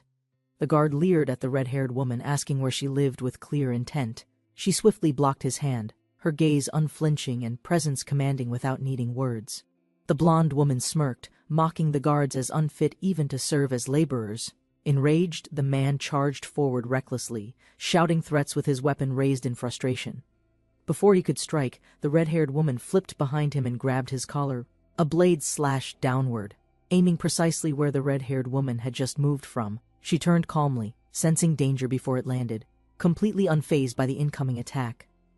The soldiers watching gasped in shock, startled by her swift movement and confident reaction. Rain gave a cold order, eliminate the rebels, then let mercenaries assume control. With unwavering loyalty, she bowed and affirmed the command, her tone calm and respectful. The guards panicked and ran, screaming about a murderer as the maid calmly stepped forward. One pleaded for help, trembling in terror as she advanced without pause or mercy. Before he could finish, she struck precisely, faster than any of them could react. In a single sweeping motion, she launched several men into the air effortlessly. Eyes narrowed, she resumed stance, scanning for threats with a sharp, measured breath. Rain's father warned her, avoid provoking the neighboring empire through careless action in Aislinn. Rain acknowledged him, masking her thoughts while already planning her next calculated move. She mentally noted the danger any conflict with the empire would end in their defeat. Elsewhere, the battle continued. Guards collapsed in pain as a cloaked figure moved with sudden force. The maid stood alone, victorious and composed, her uniform spotless despite the chaos around her. A loud voice thundered from afar, demanding to know who disturbed Aslan City's border. The soldiers, battered and bruised, lit up with hope General Caesar had arrived. They cheered desperately, pleading for Caesar to protect them from the powerful intruders.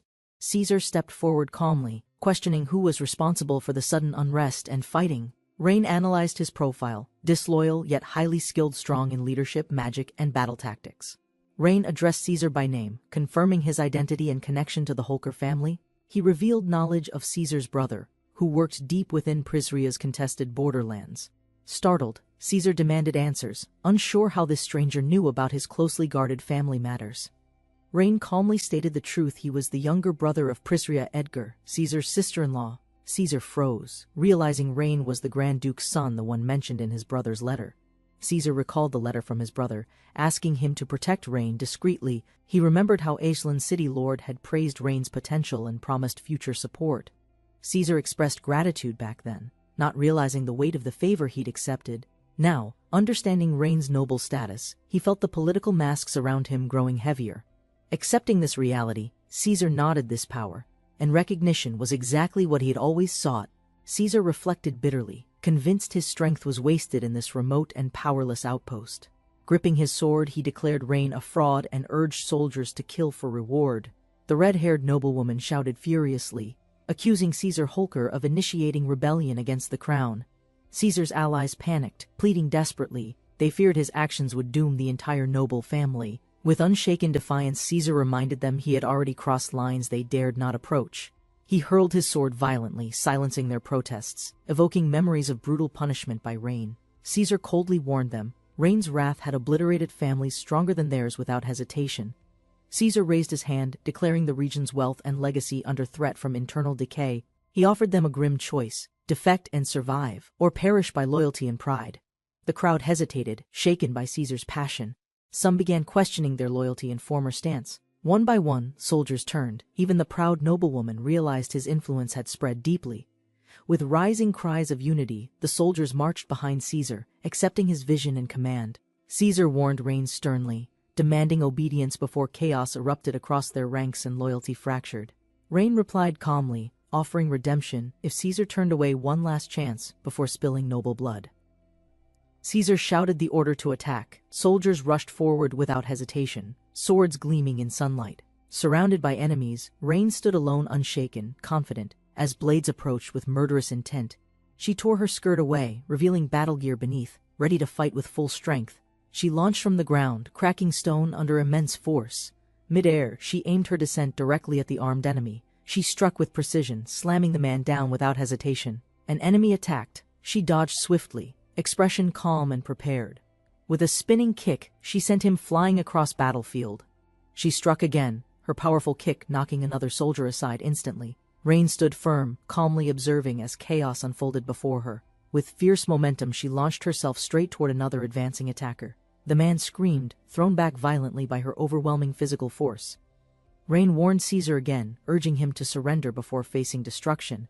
Caesar roared with fury, ordering all soldiers to charge recklessly. He vowed death to anyone who hesitated or questioned orders.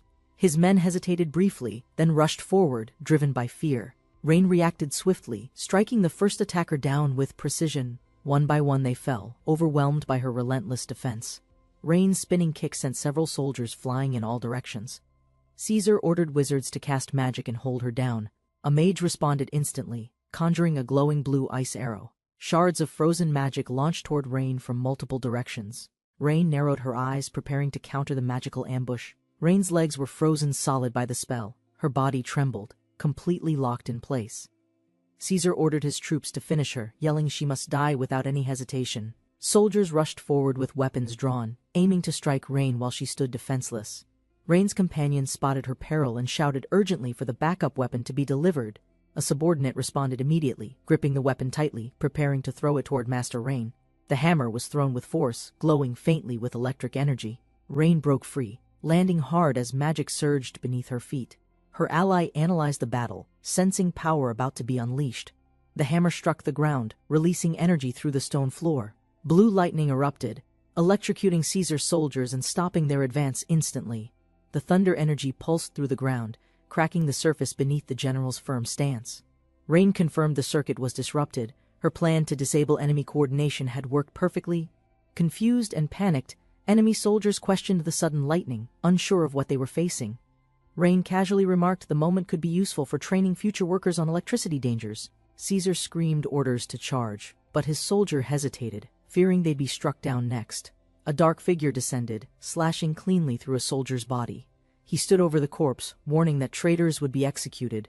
Caesar shouted in anger, urging troops to charge and overwhelm him. Soldiers hesitated, alarmed by the sudden strike and rising body count. Confused, one soldier noticed something unusual, unsure what had just changed. Rain questioned why the tossed hammer had not released its expected magical effect or energy.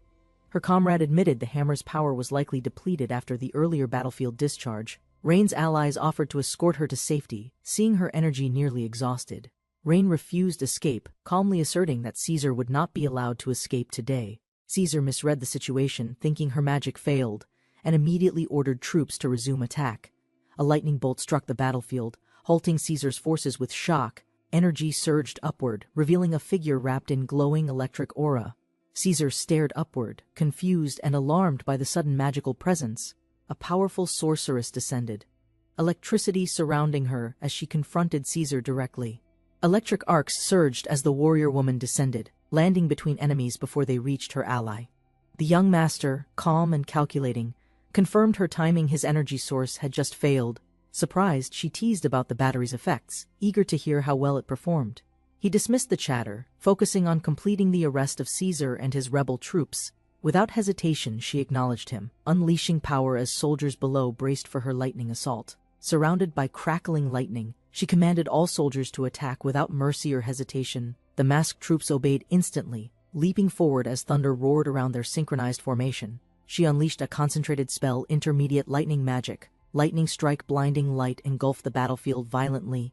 Enemies screamed and scattered. Terrified survivors begged for mercy as bodies collapsed around them. Among the rubble, Caesar panicked, offering submission and secrets if his life were spared. A soldier was struck by lightning and collapsed instantly, screaming in pain. Caesar lunged forward, roaring to kill Rain with his final attack. He raised his blade, lightning surging as he closed the distance. The female warrior reacted fast, blocking the strike just in time. Caesar gritted his teeth, realizing he had come too close. She spun around and struck Caesar's chest with immense force. He staggered back, eyes wide, realizing he couldn't block it. With precision and speed, she drove her sword straight through him. The impact sent his body flying, smashing through nearby buildings violently. Dust settled. A lone figure stood still, watching the destruction silently. From the wreckage, a large man emerged, breathing heavily but alive. She stared him down, furious, calling him a traitorous scumbag immediately. Meanwhile, Rain calmly examined documents inside a quiet, stone-walled chamber. His eyes narrowed. Something troubling appeared in the contents he read. He questioned the man, exposing a connection with export and hidden surveillance. The traitor panicked, demanding to know how Rain uncovered everything. Rain calmly explained he anticipated Eldric's betrayal long before this moment. He had waited patiently, planning the perfect chance to strike. The traitor scoffed, mocking the documents as weak evidence against Eldric. Rain clarified they weren't proof, just data for future city development planning. Caesar burst into laughter, mocking Rain's ambition to change Aslan City's deeply rooted power structure. He insisted that Eldric's influence over the nobles would make resistance against him impossible. Rain approached calmly, flanked by his ally, prepared to make his intentions absolutely clear. He explained bluntly, nobles were only powerful as long as they remained alive and useful. Stunned, Caesar questioned Rain's threat, fearing a violent purge against Aslan City's ruling class. Rain declared the nobles of Aslan City must choose between obedience or inevitable destruction. They could follow Caesar's fate or serve Rain's vision and help build the future.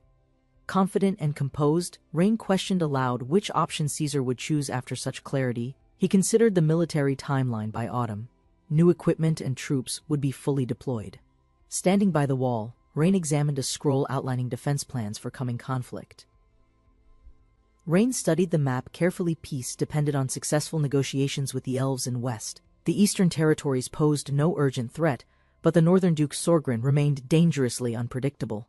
Selena reported that 350,000 gold coins were recovered from the border extortion. Rain ordered guards paid, defenses strengthened, and remaining funds safely returned to Aslan City. He sincerely thanked Selena and the Magicians Guild for their essential support during the operation. Selena smiled proudly, saying the battery's usage wasn't difficult once properly calibrated and deployed. Curious, she asked Rain why even non-magicians could activate such powerful energy so easily. Rain agreed to explain the battery's science and function during their return journey together. Their discussion paused as someone urgently called for both Master Rain and President Selena. A figure in black rushed forward, warning them that something serious had gone wrong. Selena demanded answers, assuring everyone she was fine, and urgently requested a full explanation. A messenger reported breathlessly city, Lord Eldrick had launched a sudden coup and taken control. Stunned, Selena and Rain absorbed the news of Eldrick's long-feared rebellion now unfolding. Selena admitted she had deployed all magicians outside the city, leaving no internal forces. With no agents left in Aslan City, Rain now faced a critical crisis.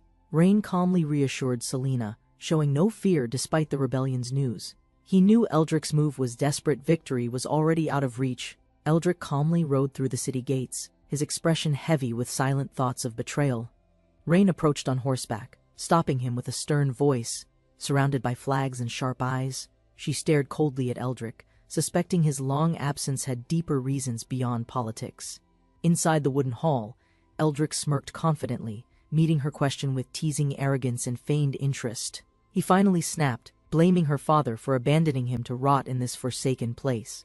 Years ago, Eldrick and her father shook hands, vowing to build a powerful new empire. But after her father rose as leader, Eldrick felt abandoned and wronged by broken promises. Banished to a barren land, he watched his family's hope wither in the distant wilderness. Eldrick's letters pleading for reassignment were ignored, deepening resentment and the sting of betrayal. Furious, Eldrick blamed her father for everything, shouting his pain, betrayal, and years of neglect. Eldrick denied rebellion, claiming instead they were reclaiming victories unjustly stripped by the central regime. Rain was unimpressed, expecting deeper cause than self-interest masked as justice and hollow declarations. Calling it a petty conflict of interests, she dismissed their cause as predictable and dull. Rain issued a final warning: leave the city now or face destruction within 3 days.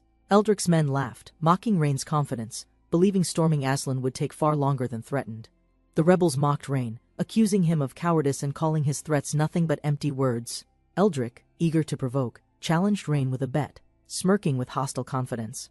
Rain, calm and composed, asked what terms this bet would carry in such a tense standoff. Eldrick declared his terms. If Rain failed in 3 days, he'd surrender command of Aslan. Rain accepted the challenge, turning the wager with steel in his eyes if he broke through. Eldrick laughed loudly, boldly declaring Rain could do anything he wanted if he truly succeeded. He leaned in with a crazed grin, pressing Rain again to accept the public wager. One of Rain's red-haired commanders advised patience, urging him not to indulge Eldrick's provocations. The commander reported Eldrick's rebellion to the Grand Duke, confident reinforcements would soon resolve everything peacefully.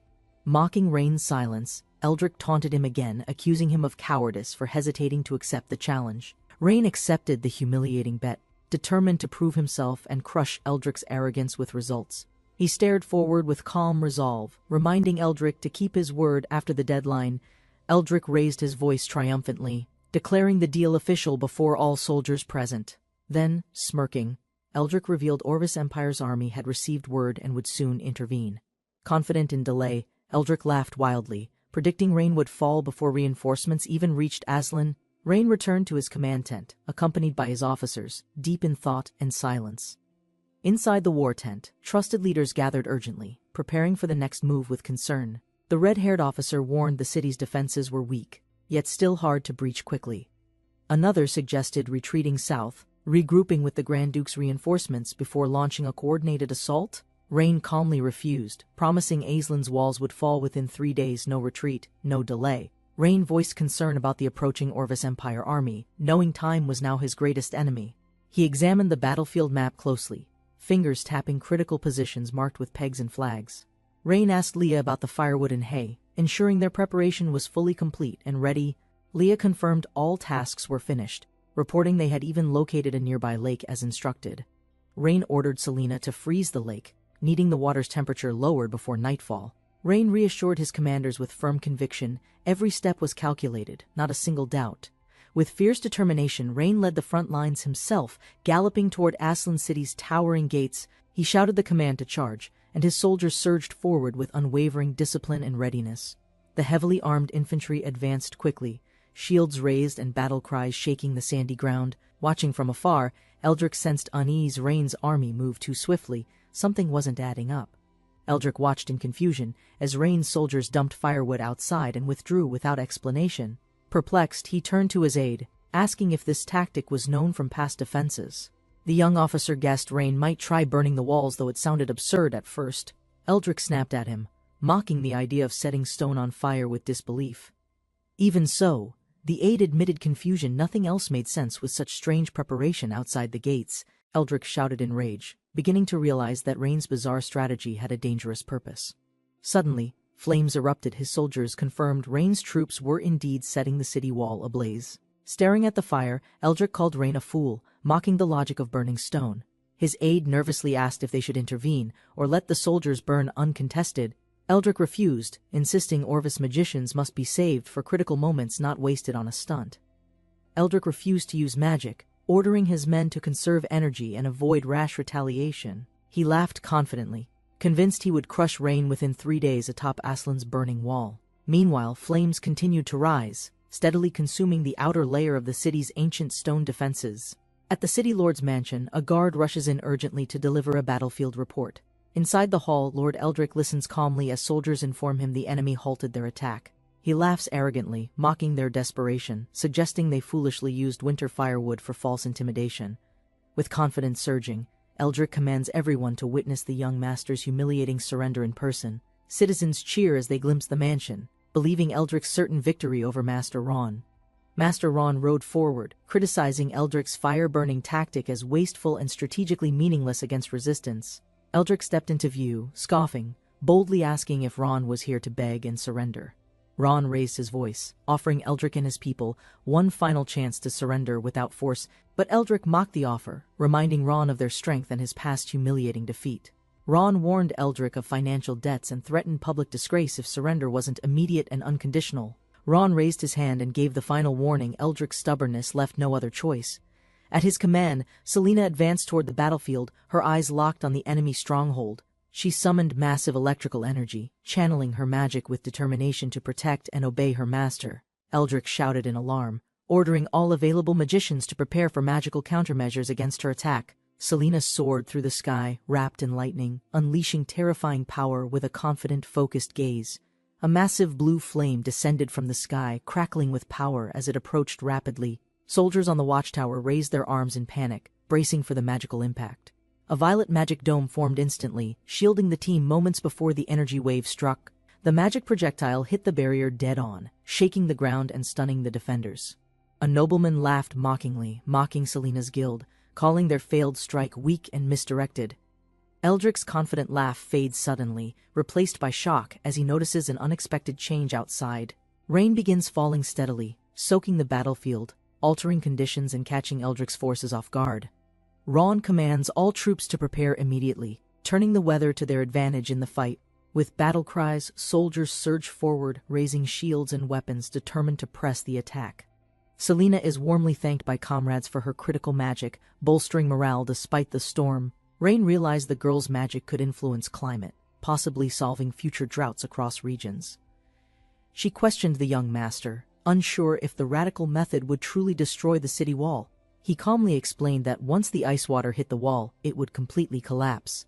Suddenly, the girl noticed something and urgently called Rain to look at the boiling cauldron. The magical water surged forth, crashing against the wall's surface with tremendous, forceful impact. Cracks rapidly formed across the stone wall, spreading in all directions. The cracks deepened, spiderwebbing outward as the structure began to fail. A guard noticed the vibrations, confused by the growing cracking sounds nearby. The city commander stared in shock as the walls began collapsing. A section exploded violently, hurling soldiers through the air amid rubble. As the wall crumbled completely, clouds of dust and stone erupted across the battlefield. Rain shouted in urgency, realizing their opportunity. The enemy's strongest defense had finally collapsed. With her command, the troops advanced swiftly, ordered to spare none who resisted capture. Under her orders, soldiers charged forward, determined to overwhelm the defenders with immediate force. Selena was stunned. The destruction surpassed expectations, showing the young master's plan had succeeded. With the battle over, the young master calmly told Selena it was time to leave. Rain fell steadily as silence returned, broken structures marking the aftermath of the siege. Beneath a pile of rubble, a hand emerged, trembling and slowly grasping the ground. The defeated commander struggled upright, realizing his misjudgment and planning to escape before being discovered. Suddenly, he spotted someone approaching and froze, recognizing a figure that shocked him completely. Lord Eldrick stood frozen as powerful figures blocked his escape route. The group confronted him, declaring betrayal necessary for their own survival. Citizens filled the streets, cheering as news of Master Rain's swift victory spread rapidly. They marveled that the fortified city fell in just 3 days without real battle. The nobles approached Rain, eager for answers, amazed no lives were lost in the assault. One noblewoman pressed him insistently, refusing to enter until he shared the exact method used. Rain calmly explained, crediting his success to the thermal expansion and contraction principle of physics. The noblewoman questioned the strange terms, confused by Rain's talk of expansion and contraction. Rain explained how heat caused particles to spread, changing an object's shape and size. With diagrams, he showed how cooling shrinks materials by reducing atomic vibration and movement. Rain paused his explanation, stating they had to deal with Eldrick before continuing. As they approached the crumbling gate, a trapped Eldrick weakly called out, begging for help. Rain stepped forward, questioning Eldrick's plea. Suspicious it was another manipulative trick.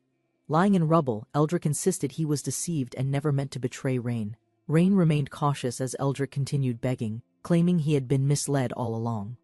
2 other men confirmed Eldrick's betrayal, saying they planned to capture him, but were tricked. Rain's voice hardened. He reminded them he had offered mercy, but they chose deception instead.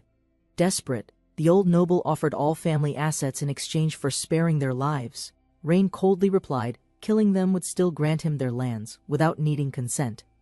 The nobles panicked, warning that such cruelty would destroy Rain's future loyalty from allies. Rain explained calmly, people follow power, not trust, and self-interest always wins loyalty.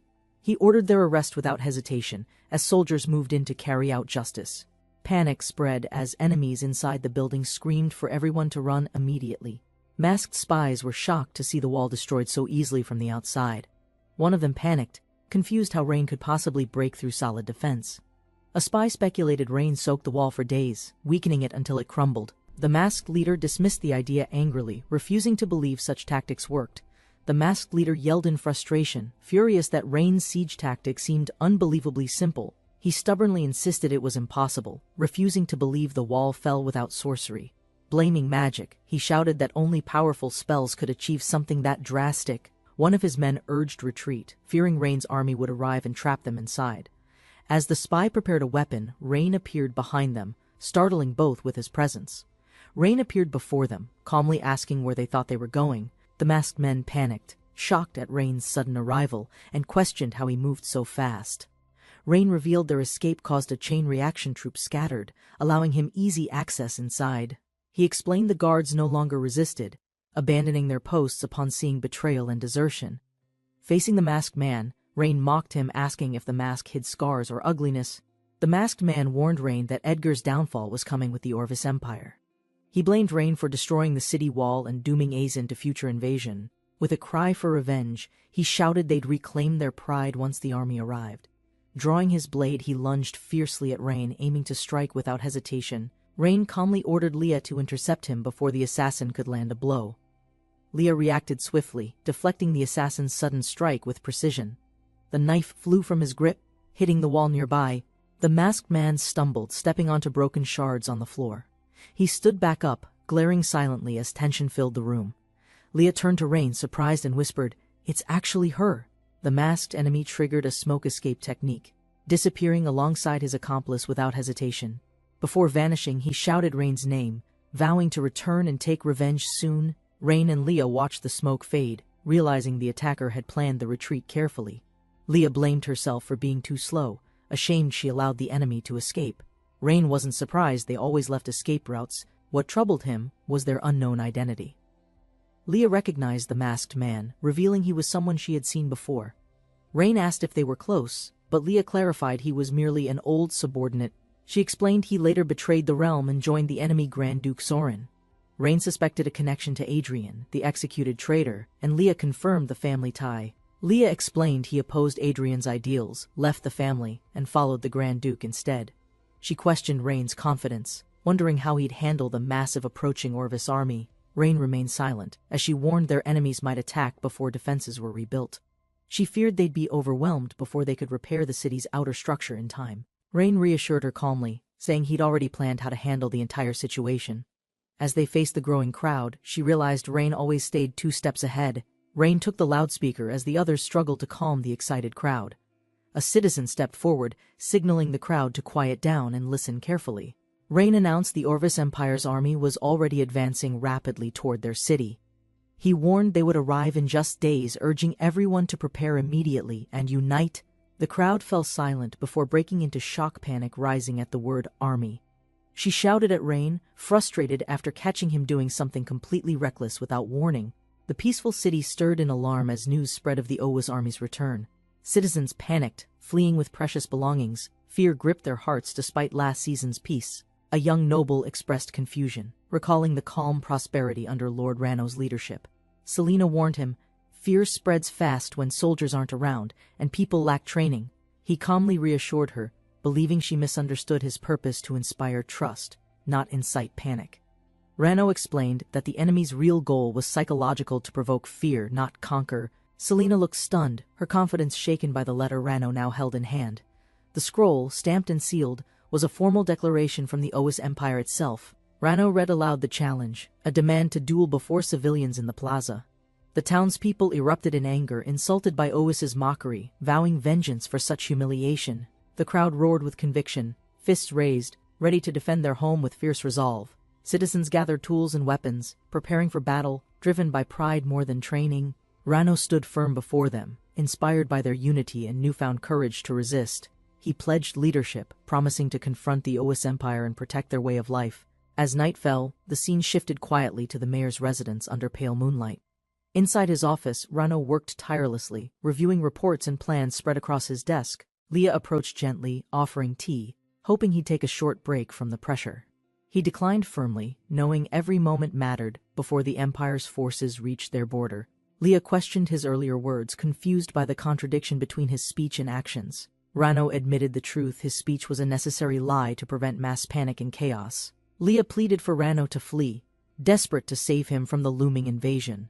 Rano reassured her calmly, explaining he'd already arranged evacuations for civilians under trusted leadership. He refused to surrender hope, believing there was still a chance to turn things around. Rano opened an old record, stunned by a forgotten formula: dark green divine oil. Curious and unsure, he asked Leah if she recognized the strange substance referenced in writing. Leah recalled the substance vaguely: something flammable, once used in obscure magical ceremonies by witches. Rano's eyes narrowed as he connected her memory to a forgotten resource: dark petroleum-based oil. He read aloud that oil color darkens with quality, meaning dark green indicated rare purity. Hope reignited. If this was real fuel, it could power engines or even explosive defenses. Rano led Leah swiftly to the guarded storage, demanding the warehouse be opened immediately. The warehouse doors creaked open, revealing crates long untouched, cloaked in dust and mystery. Rano ordered his team to search for the dark green divine oil immediately. He warned them against using fire near the barrels, mindful of its dangerous volatility. Amid crates of oil, Rano realized funds meant for the city were hoarded for years. He vowed to industrialize Aislinn with this wealth, starting with a steam engine to fight back.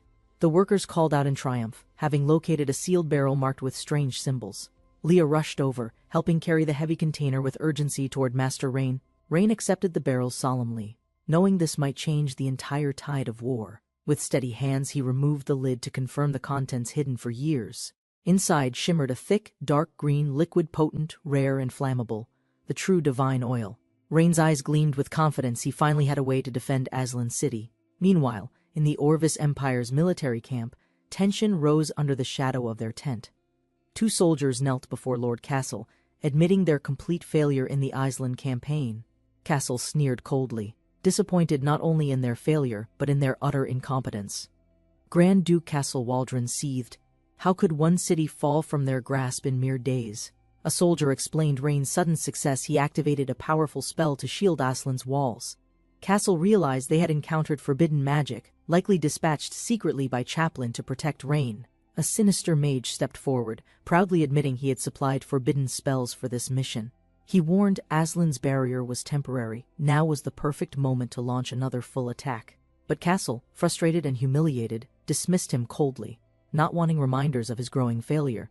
Castle Waldron declared Ravenlock Eldwin exiled from the Orvis Empire forever. The scroll hit the ground as the decision turned final. Eldwin picked it up slowly, realizing his fall from power. The scroll revealed war began from Ravenlock's ambition and secret plots. Bitter and betrayed, Eldwin clenched his jaw, whispering Castle's name with fury. Furious, Eldwin shouted Castle's name, accusing him of betrayal after being stripped of position.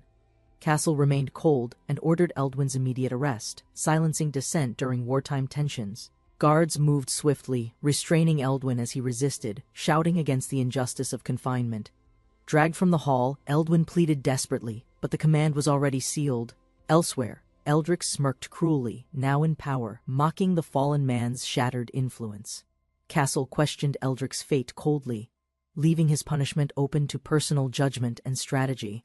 Panicked, Eldrick begged for mercy, claiming he possessed a secret that could elevate Castle's power.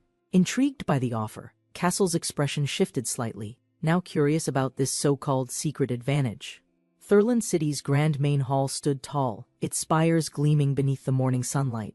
Inside, Priscilla Edgar calmly reviewed reports, while maids cleaned authority and poised to find her presence. A maid approached respectfully, delivering urgent correspondence addressed specifically to Priscilla by name. She learned the letter was authored by Leah Alice, not her younger brother Rain. Curious and concerned, she resolved to visit Rain's territory soon and assess his condition. Priscilla's eyes narrowed as she scanned Leah's words, fury building with every passing sentence. Realizing betrayal, she slammed the letter down, her voice sharp with rage and frustration. She barked an order to summon Velas Holker, demanding his presence without any delay. Gwen acknowledged swiftly and departed, her expression neutral despite the brewing storm in the room. Velas arrived hastily, confused by the summons. "Eldest miss, what's happened?" he asked cautiously. Priscilla glared coldly, sarcasm dripping as she accused Velas of daring to betray her. Velas defended himself, frustrated, insisting last month's trade pact had eliminated any motive for betrayal. Priscilla, unconvinced, threw the letter at him, demanding he stop making cowardly excuses immediately. Velas caught the document, now forced to read the damning contents written by Leah Alice. As he finished reading, his expression darkened in disbelief, whispering the only word, "What?" Priscilla, eyes sharp and unyielding, demanded Velas respond with truth, no more excuses or diversions. Velas burst out, blaming Caesar alone for the mess, defending the Holker family's innocence. Desperately, he explained how he'd warned Caesar in writing, pleading for wise cooperation with Rain. Priscilla listened silently, noting Velas's genuine panic. His words and reactions didn't seem fabricated or rehearsed. With trembling voice, Velas begged for mercy, vowing the Holker family's loyalty through proven actions. Priscilla, composed but firm, questioned Velas directly. What exact opportunity did he intend to request? Velas declared boldly that his daughter Rosalind would personally lead forces aiding the Empire's army. Priscilla, frowning, reminded him Rosalind was barely of age and hadn't finished military training yet. Velas bowed low, vowing his house would risk everything, even its lineage, to prove unwavering loyalty. With desperation, he pleaded again, swearing their survival depended entirely on Priscilla's continued trust. Priscilla instructed Gwen to secretly monitor Rosalind's actions under strict, silent observation. With narrowed eyes, she added, any disloyalty from Rosalind would result in instant execution. Time passed, and the scene shifted far from Thurland to a new peaceful region. Aisland City, bright and calm, stood protected by cliffs and walls near the southern range. A new figure arrived with guards, gazing down at the city. "Is this Aisland?" An officer assured Lord Castle that conquering Aisland would secure the city for himself. Another reported Rain's fast repairs, noting the magically constructed walls were stronger than before. They mocked Rain's strategy, calling his actions foolish, comparing his efforts to digging another moat. Despite the improvements, Lord Castle laughed, confident they could still exploit weak points in Aslan's defenses. He pointed out a nearby plain, unguarded, vulnerable, with only a river separating them from entry. A soldier warned that if magicians retained power, they could still repel a full assault. He visualized magic users striking hard, scattering troops with spells before they breached the wall. Another countered, if magic fueled wall repairs, then none remained for battlefield defense. Encouraged, advisors praised Lord Castle's insight, convinced the city's magic reserves were now depleted. One strategist proposed surrounding Aisland instead. Castle, insulted, refused to believe brute force would ever fail. A soldier knelt, pleading to clarify his strategy. Sieging could reduce unnecessary casualties during battle. Lord Castle coldly responded, "War guarantees death, and this siege was perfect for rookie training." Laughing cruelly, he imagined Rain surrendering at first sight of their overwhelming power. Meanwhile, Rain sat at his desk, troubled by a stagnant system task left unfinished. His objective: train 5 strong characters remained stuck, and the deadline had already slipped by 2 weeks. A maid informed Rain that Grand Duke Castle requested an audience outside the city gates. Without delay, Rain left with guards and maid escort, calmly approaching the enemy's challenge. A voice called out Castle himself, arrogantly offering Rain a final chance to surrender peacefully. Rain smirked, unimpressed. His soldiers laughed, doubting this boastful man was the famed Grand Duke. The maid confirmed it plainly. Yes, the idiot yelling proudly was indeed Grand Duke Castle. Furious, Castle roared at Rain, insulted by the mockery. He demanded immediate respect and submission. Rain remained unmoved, questioning Castle's true intentions and why he dared come here uninvited. Castle shouted his purpose: surrender, obey the Empire, or be crushed by overwhelming military force. Rain calmly replied, challenging Castle to prove his power instead of barking meaningless threats. Unshaken, Rain warned, "Refuse to leave, and I'll treat you as an enemy invader." From the fortress wall, the Duke observed the city below, planning his next strategic move. He called out Rain Edgar's name, warning him against resisting the inevitable power about to strike. Confident and calm, the Duke reminded them he personally led 100,000 troops to conquer. With a sharp gesture, he demanded immediate surrender or promised death without mercy or delay. Unshaken, Rain ordered Leah forward, trusting her strength to counter the Duke's overwhelming military threat. Leah calmly stepped forward, eyes locked on the enemy force. She extended her claws, prepared to strike with precision speed. Without hesitation, she lunged forward, unleashing a devastating slash wave. A soldier warned Lord Castile as the attack approached fast. The blade met the magical shield, cracking its outer barrier. The Duke was struck across the face, caught off guard by the swift, silent assault. One of his soldiers rushed forward, shocked, checking his condition and calling his name urgently. Grimacing in pain, Grand Duke Castile clenched his jaw, trying to maintain composure under humiliation. Rain issued a final warning, emphasizing Leah's precision and his unwillingness to show mercy again. Castile turned away in frustration, retreating with his men, acknowledging they had underestimated their opponent today.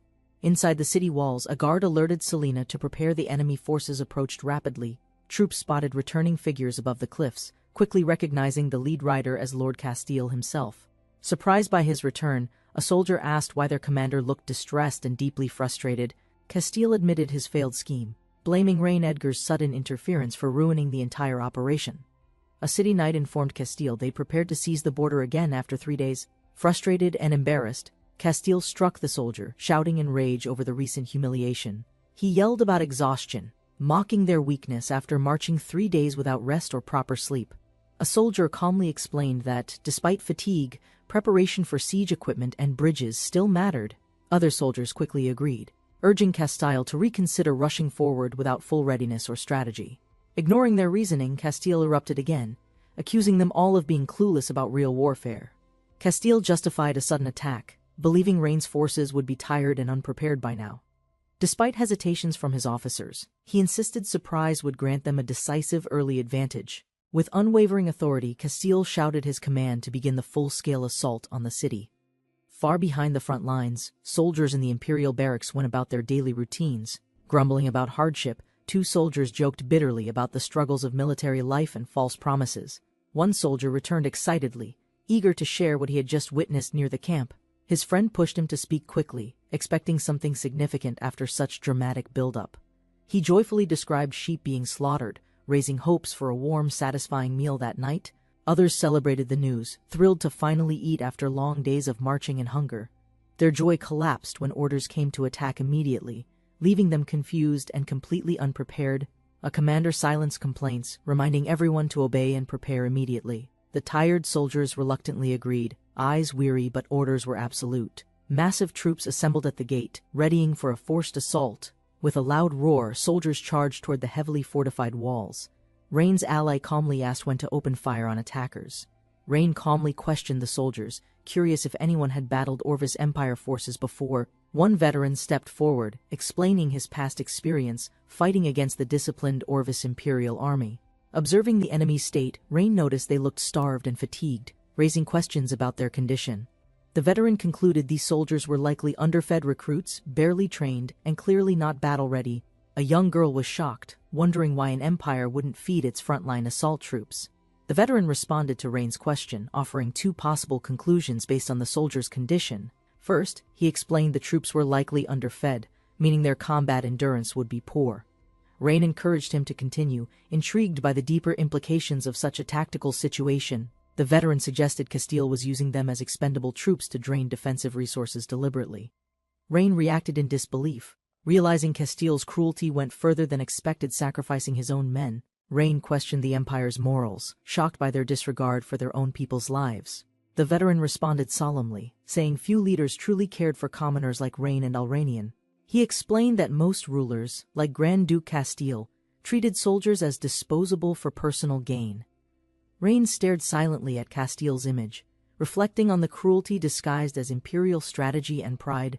The veteran reported they had enough arrows to eliminate recruits, awaiting Rain's command on when to strike. Rain confidently declared they would not fire, surprising his ally with an unexpected strategic decision. The fortress stood firm while enemy forces gathered across the river, preparing for a direct assault. From the walls, guards watched nervously.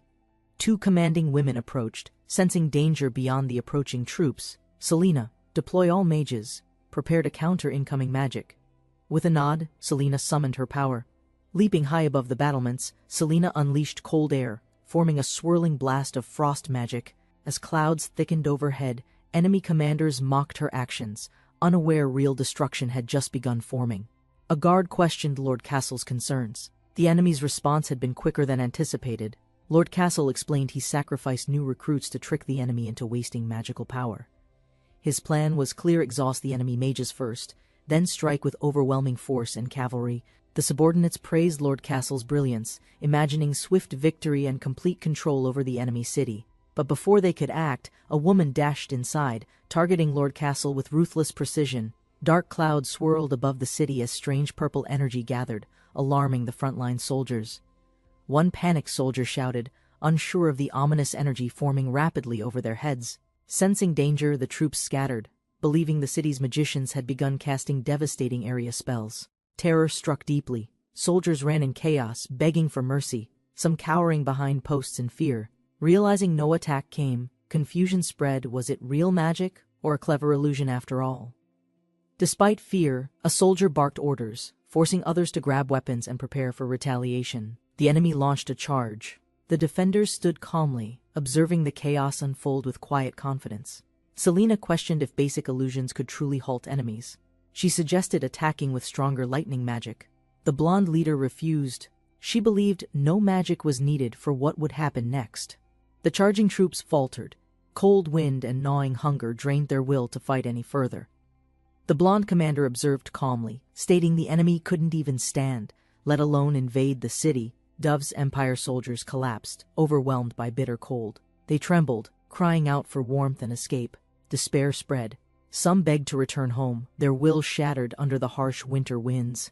Officers screamed in frustration, demanding action, trying to force reluctant troops to rise and charge again. But the soldiers could barely move. Starved and frozen, they pleaded with their captain to retreat. A desperate soldier ordered a messenger to report the failing situation back to Lord Castle. The messenger dashed across the frozen plains, racing toward the command tent through snow-covered campgrounds. He arrived breathless. Officers recognized urgency in his voice. News from the vanguard had finally reached them. Permission was granted. Lord Castle allowed the soldier to enter and explain the grim frontline conditions. Frustrated and trembling, the soldier confronted Lord Castle, questioning his comfort while others froze in misery. The soldier reported that cold winds and hunger had crippled their forces at the front lines.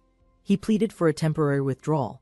Lord Castle responded with fury, slamming his fist in anger. Furious, Castle called them cowards unworthy of Orvis Empire and accused them of dishonoring the army's pride. Even as soldiers admitted their starvation, Castle dismissed their suffering and ordered execution for speaking out.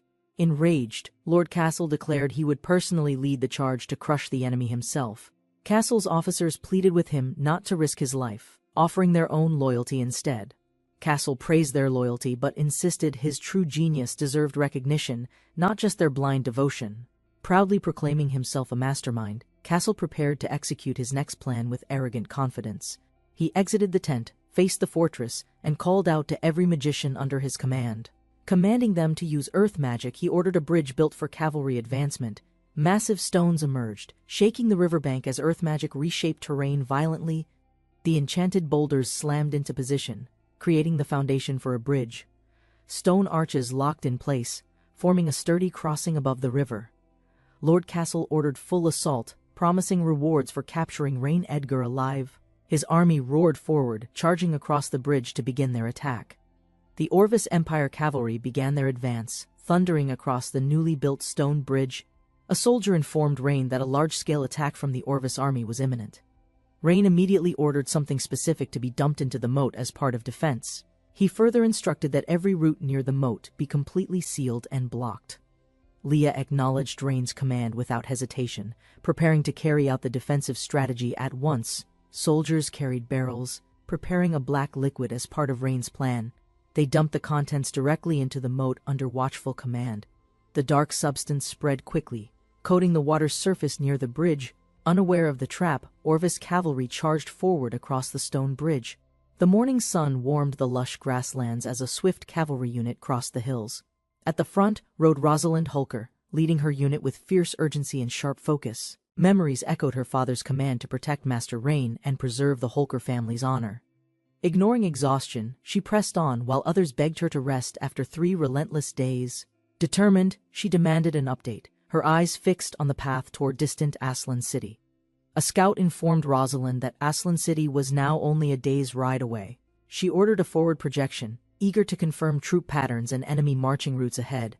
A strategic map revealed enemy forces gathering near Aslan, possibly preparing a coordinated flanking attack. Rosalind narrowed her eyes, recalling her father's warning about deception and betrayal on familiar ground. Halting abruptly, she called out Nox, demanding he reveal himself and counter the enemy's espionage. A soldier turned in confusion as strange energy stirred the woods. Dark lightning tore open the air, revealing a hostile presence.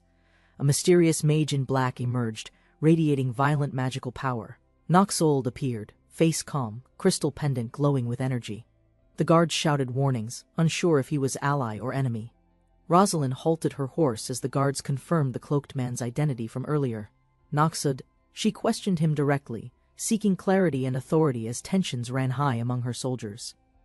Nox demanded urgency, his tone cold, signaling little patience for political games or military formality. Rosalind proposed a bold ambush plan, targeting the enemy's food route near Aslan's outskirts. Nox refused assistance, stating his only mission was to protect Rain, not interfere with her schemes. Rosalind reminded Nox that protecting Master Rain mattered more than orders or secret allegiances. Nox paused, acknowledging her logic, then calmly asked what role she wanted him to play. Rosalind revealed her plan to strike Aslan's rear and disrupt the Orvis Empire's vulnerable backlines. She instructed Nox to block the river with magic, timing the signal for coordinated flooding. With resolve, she declared her intent: drown the enemy forces using nature as her weapon. In Varshala, elven delegates gathered inside a grand hall to discuss urgent inter-kingdom trade. A confident woman proposed cooperation, offering partnership documents and hopes for joint prosperity through commerce. She awaited a response, her expression calm yet watchful of the council's divided opinions. One elf rejected the idea, criticizing the human proposals as manipulative, risky, and lacking credibility. Despite objections, another elder reminded the council they still needed human food supplies to survive. Aurora was invited to share her opinion, being the only one with first-hand experience. She hesitated, then cautiously described the new city lord as both mean and unusually intelligent. Clarifying herself, Aurora praised his surprising competence in food planning and budget efficiency this year. Her words intrigued one elf, who expressed curiosity about capable and strategic minds among humans. Another elf disagreed sharply, dismissing the human's intellect despite the evidence Aurora had provided. An elven leader shared intelligence humans near Aslan were acting unlike any city lord before. She accused Aurora's city lord of deceiving appearances, mocking his ability to handle conflict. Aurora was shaken, but the elven queen interrupted, ready to reveal her final judgment. The queen declared, if Aslan's ruler failed, all negotiations would collapse before they began. Elsewhere, chaos erupted. Aslan's defenders shouted to halt enemy troops scaling the city's outer walls. As enemies surged, the command was shouted. Archers were ordered to release their arrows immediately. A worried officer asked if it was finally time to launch their prepared counterattack. The young master replied calmly, they must wait until Castile appeared to lead enemy forces. He stressed this was a one-time opportunity, they couldn't let Castile escape alive this time. Just as urgency built, the woman turned, startled by something alarming off-screen approaching rapidly. A loud crash startled the defenders. Enemy troops suddenly appeared atop the wall defenses. Cheers erupted as enemy soldiers reported success. Aslan's defensive wall had officially been breached. With a triumphant grin, the enemy commander declared the operation complete with full confidence. Wasting no time, he shouted a direct command. Capture Rain Edgar alive, no mistakes allowed. Troops charged across the bridge at full speed, their target clear and orders absolute. Rain's eyes narrowed as news arrived Castile had crossed the bridge. Without delay, Rain gave the signal, ordering Selena to execute the plan. Arrows rained down as knights charged, steel clashing in chaos. Screams echoed through the wooden corridor. A soldier grabbed Selena's arm, dragging her behind the shield. They must protect Master Rain immediately. Selena turned, eyes narrowing. She spotted enemy mages approaching. Her heart raced as urgency surged. She shouted commands. Shoot the fireball into the moat. Flames were their last defensive chance. Her fingers traced a sigil. Magic swirled. Low-level fire ignited, ready to engulf the bridge. The fire spell ignited quickly as Selena's fingers shaped the sigil. The orb of heat surged forward, fueled by focused intent. Flames exploded outward, engulfing the wooden structure with immense destructive force. The enemy commander barked orders, recognizing the spell's deadly destructive power. Defensive barriers formed as his magicians braced against the incoming inferno. High-level fire magic struck hard, but barrier magic held firm. Enemy magicians strained, maintaining defense as tension filled the air. One soldier questioned the plan. Doubts crept in under pressure. Lord Castile dismissed the warning, arrogantly mocking the idea of resistance. He assumed their cold wind spell drained all magical strength completely. Confident in defense, Lord Castile believed victory was nearly secured. Multiple fireballs slammed into the outer courtyard, exploding with blinding force. The explosion's shockwave blasted across the front wall, shaking foundations. Meanwhile, a rider approached the gates unnoticed, blending with the crowd. Castile laughed mockingly, unaware that misjudgment would soon cost him everything. Soldiers praised Lord Castile's command, convinced his victory would lead to total imperial domination. Castile stood proudly, confident the enemy's young mage lacked strength to shift the battlefield's outcome. Suddenly, flames erupted with force, engulfing the forward ranks and igniting panic among the soldiers. Castile turned, stunned by the scale of destruction. His certainty was replaced with rising disbelief. From above, the golden firestorm expanded rapidly. Castile screamed, realizing something had gone terribly wrong. Castile panicked, stunned that forbidden-level magic could erupt so violently from the moat below. He turned toward the fire, confused and overwhelmed by its sudden spread across the battlefield. As flames engulfed everything, Castile realized his entire army had already been committed outside. If surrounded, his remaining troops would be incinerated before they could retreat or regroup. Watching the inferno grow, Castile trembled, convinced now the enemy mage was no ordinary human. The mysterious figure's dark silhouette exuded menace, revealing him as a devil in white. Castile's face twisted in horror, realizing the enemy's goal was mass destruction and death. Desperate cries echoed as soldiers begged Castile to order a retreat from the burning battlefield. Castile commanded magicians to extinguish the fire, though panic spread and flames raged uncontrollably. 2 exhausted magicians reported their magic barrier was nearly depleted, leaving them powerless and vulnerable. The red-dressed mage analyzed the potion's effects, realizing it surpassed forbidden-level magic without casting spells. She stared in disbelief such devastating results, yet no magic was invoked to activate the potion. Explosions erupted behind villagers, flames surged, screams filled the air as panic overwhelmed the fleeing crowd. The young master watched chaos unfold, calculating escape options before innocent lives turned into more casualties. He entrusted command to Selena. Calmly she nodded, ready to defend in his urgent absence. Selena commanded all magicians to repel enemy soldiers without hesitation. They responded instantly, raising hands and channeling energy toward incoming threats. Explosions tore through streets as soldiers ran amid burning homes. A survivor gasped for air, guided by guards through chaos. They reached the inner district, buildings untouched by current destruction. A commander entered, confused by the absence of posted guards. He looked upward, startled by a strange light in the sky. Panic filled his face as something descended rapidly toward them. A massive sword crashed down, narrowly missing and shaking the ground. Someone landed beside it. Calm footsteps echoed through the silent dust. The noble demanded answers, startled by the mysterious woman's sudden appearance and overwhelming presence. She stood calmly beside her sword, recognizing his uniform as Orvis Empire nobility. With steady eyes, she declared she had searched for this man for years.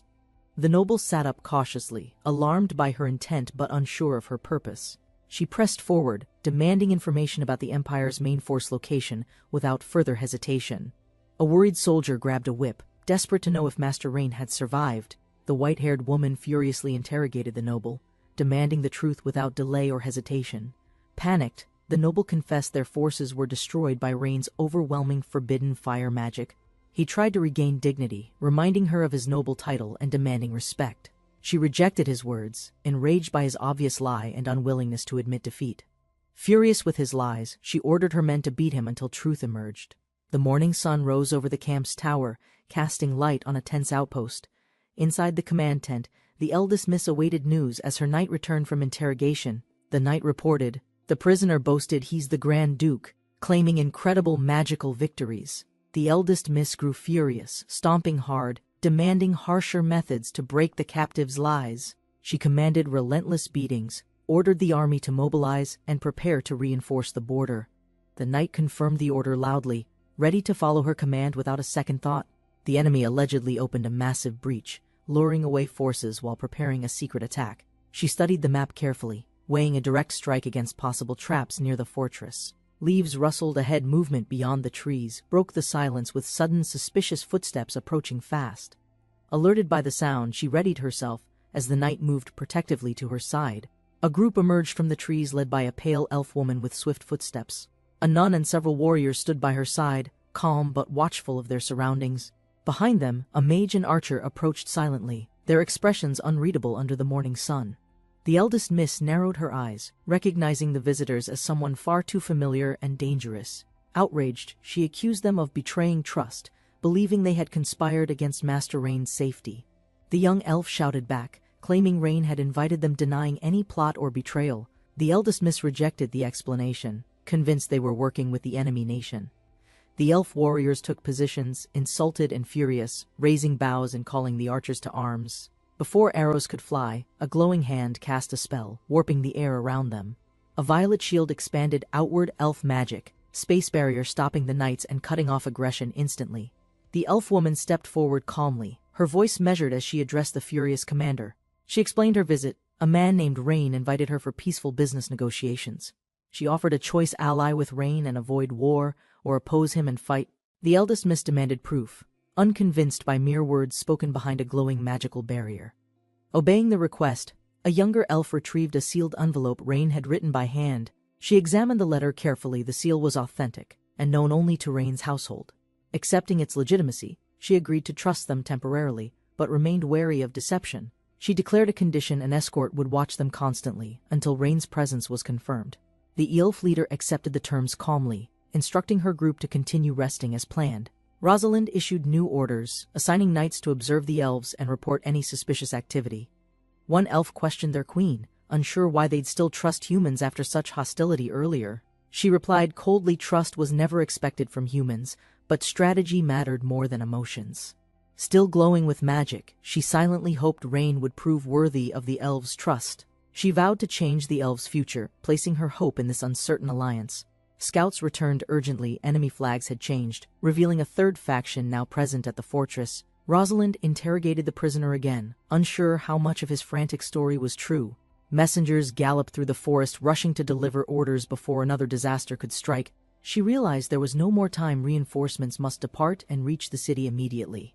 With urgency, she commanded the army to march toward Aslan City without delay or rest. As the cavalry stormed through the woods, she vowed to reach the city by night. Rain stood silently on the battlefield, surrounded by fallen enemy soldiers. His fist tightened, not from fear, but from restrained frustration. He mourned wasted labor lives that could have powered his industrial empire instead. Elsewhere, his assistant sighed, overwhelmed by his dramatic sense of value. The maid softly explained Rain's sorrow for enemies killed during battle. Rain's attendants reassured him, but he clarified his concern was not sorrow, rather misunderstanding. A messenger interrupted urgently, reporting a cavalry force approaching from Orvis Empire's eastern border. The soldiers carried a flag recognized as belonging to Rain's second sister, causing immediate confusion. From above, the sprawling estate of Aslan City reflected sunlight, hinting at industrial dreams awakening. Inside, the young architect explained his grand vision to the elf queen, seated at the table. He emphasized her potential legacy, becoming a founder if she supported Aslan's transformation through her investment. The queen, curious yet cautious, admitted the proposal intrigued her despite its unfamiliar foreign ambition. Calmly, she rejected it, valuing nature and tradition over machines, unconvinced they needed industrial progress. Rain firmly countered her view, declaring that nature alone doesn't shape need, human will does. He argued demand isn't instinctual, it's forged by vision, courage, and the hunger for change. The elf queen calmly replied, reminding him many human cravings hold no meaning to her kind. With grace, she acknowledged human desires often lead to ruin, driven by endless ambition and greed. Still, she admitted desire also fuels innovation, the force that drives humanity's unstoppable march toward progress. Rain explained humanity's drive: when they longed for flight, they overcame gravity with invention. He described how human curiosity led to crafting machines that conquered the vast ocean depths. Submarines became their answer to the mysteries below, proving ambition could pierce any natural limit. With growing fervor, he spoke of spacecraft and the dream to rise beyond the stars. The elf queen stared blankly, overwhelmed, his words alien, filled with unfamiliar tools and incomprehensible desires. The elf queen reminded him that elves had long resisted humanity's urges, shaped by discipline. She questioned whether fleeting commerce could truly reshape what centuries of elven culture had preserved. Rain responded calmly, promising a new future, one visible only to those brave enough to invest. Her thoughts spiraled. The word future echoed, stirring a deep memory hidden within her mind. Haunted by a vision of war and despair, she wondered if alliance might change destiny. She acknowledged Rain's passion but insisted his arguments alone weren't enough to convince her tribe. Requesting time for discussion, she remained cautious, unwilling to decide for all elves by herself. Rain accepted her stance, expressing confidence and patience, still eager for her eventual agreement. With a quick command, he summoned documents, proof, and plans prepared to support his bold proposal. Curious, she opened the envelope, wondering what tangible truth this human had prepared to show. Inside the envelope was an invitation to witness Aslan City's first major industrial triumph. Rain urged her to attend the dam ceremony, marking the city's turning point toward progress. Suddenly, a messenger raced toward the elves' hall, urgently shouting news about Master Rain's battlefield. The woman riding hard questioned how Rain, alone, overwhelmed an enemy force of 100,000. Her thoughts raced. Was Rain's strength from machines, magic, or both? She needed answers immediately. The army advanced toward the city gates, raising clouds of dust. She galloped alone, racing ahead of the troops toward the fortress. The city gate loomed large as she approached at speed. She halted the horse sharply, dismounted without hesitation, and sprinted forward. Guards opened the door as she rushed inside without delay. Rosalind rushed into the hall, spotting Rain seated calmly and waiting for her report. She knelt and introduced herself, revealing she was sent by Priscilla to support him. Rosalind lowered her head in guilt, ashamed for arriving later than expected during the crisis. Rain was surprised. He hadn't expected Priscilla's aid to come from the enemy's direction. Rosalind clarified they received orders 3 days earlier while stationed near the Orvis Empire border. Rain explained his strategic reroute, assuming Orvis had retreated and bypassed the expected frontline resistance. He was stunned that she arrived in 3 days from a distant territory without rails. Rosalind blinked, confused by his question, clearly unfamiliar with what a railroad even was. She humbly insisted it wasn't difficult. This speed was simply the Holker family's duty and pride. Rain finally recognized her connection, surprised she was part of Caesar Holker's noble bloodline. Rosalind formally introduced herself, revealing her identity as Caesar Holker's determined and loyal niece. She pleaded for her family's redemption, asking Rain to grant them another chance. Rosalind offered herself for punishment, desperate to prove their sincerity through any necessary means. Rain remained silent, observing her with unreadable eyes, measuring her resolve without speaking. Time passed. Left alone, Rosalind waited anxiously, uncertain if her plea had reached him. Rosalind sat alone, questioning her fate and her family's uncertain standing in Rain's world. Footsteps approached quietly. She turned, heart racing, as Rain finally entered the hall. He greeted her gently, apologizing for the wait and signaling the beginning of serious discussion. Flustered, Rosalind tried to respond, her nerves betraying her usual calm and military bearing. Determined, she straightened herself and firmly asked Rain for her family's second chance. Rain calmly extended his hand, formally inviting Rosalind to join his cause. Flustered and shocked, Rosalind blushed deeply, overwhelmed by his sudden direct proposal. Rain entered the strategy chamber, where Rosalind awaited, calm and confident by the table. He praised her battlefield insights. Impressed by her decisiveness and precise leadership under pressure, Rosalind stood silently as her stats appeared: magic, strategy, loyalty, highlighting her strength and potential. Rain affirmed her bravery. Whether leading flanks or charging forward, she inspired trust among commanders. Rosalind thanked him formally, declaring loyalty with pride. Fulfilling duty was her greatest personal honor. Rain leaned forward, voice firm yet soft, asking if Rosalind would stand loyally beside him. She bowed slightly, sensing purpose in his words, interpreting them as a formal alliance request. Rosalind declared full commitment, willing to give everything, even if it meant being a pawn. Rain panicked, his thoughts racing. Her response was too intense, completely misreading his original intent.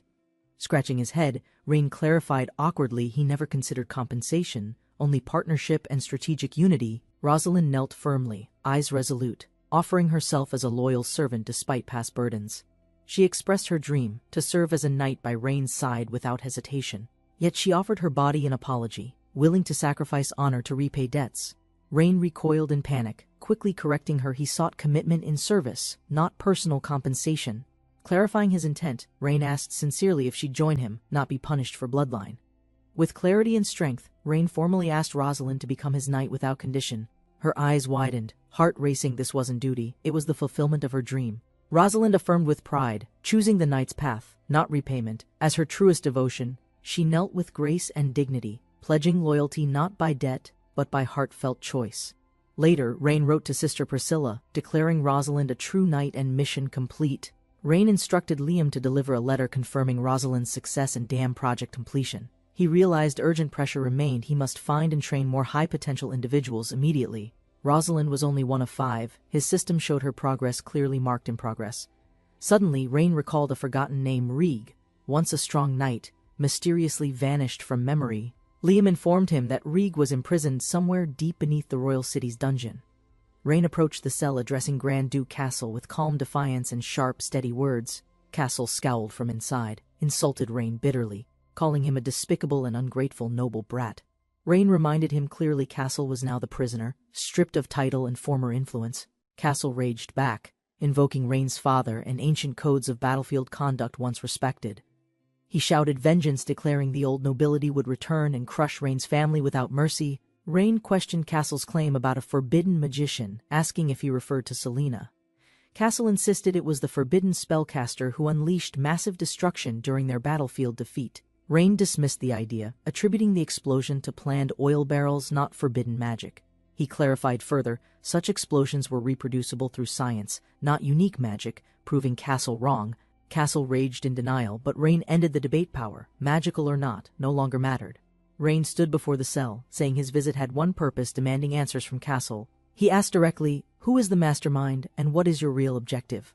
Castle denied everything, claiming Kyrus warriors needed no plot to defeat the weak Caledori Empire. Rain laughed coldly. He'd seen spring records showing Kyrus always invaded Aslan but never stayed. Each fall, they withdrew suddenly after attacking, suggesting their real objective wasn't territory, but hidden elsewhere. Rain rejected Castle's excuses. No army retreats yearly without deeper intent behind repeated failed invasions. He challenged Castle directly. Is the Emperor mad or hiding a secret purpose altogether? Castle scoffed arrogantly, claiming they had no interest in weak barren lands like Caledori. Rain leaned forward, accusing Castle. Was this really about strength, or testing something far more dangerous? Castle faltered nervously. Rain ended it coldly, told him to reflect on everything from prison. Rain left the dungeon, reflecting these repeated invasions felt more like staged political performances. He sensed a deeper plot behind them, a hidden conspiracy not yet fully revealed. Determined, Rain vowed to strengthen industry quickly. He would not let others lead Caledori blindly. 10 days later in Sealand, Rain wrote to his sister, praising Rosalind's essential battlefield contributions. Lady Priscilla smiled slyly, instructing Gwen to tell Duke Mila he'd gained favor through Rosalind. Priscilla reviewed the letter aloud, puzzled about the dam project Rain mentioned in writing.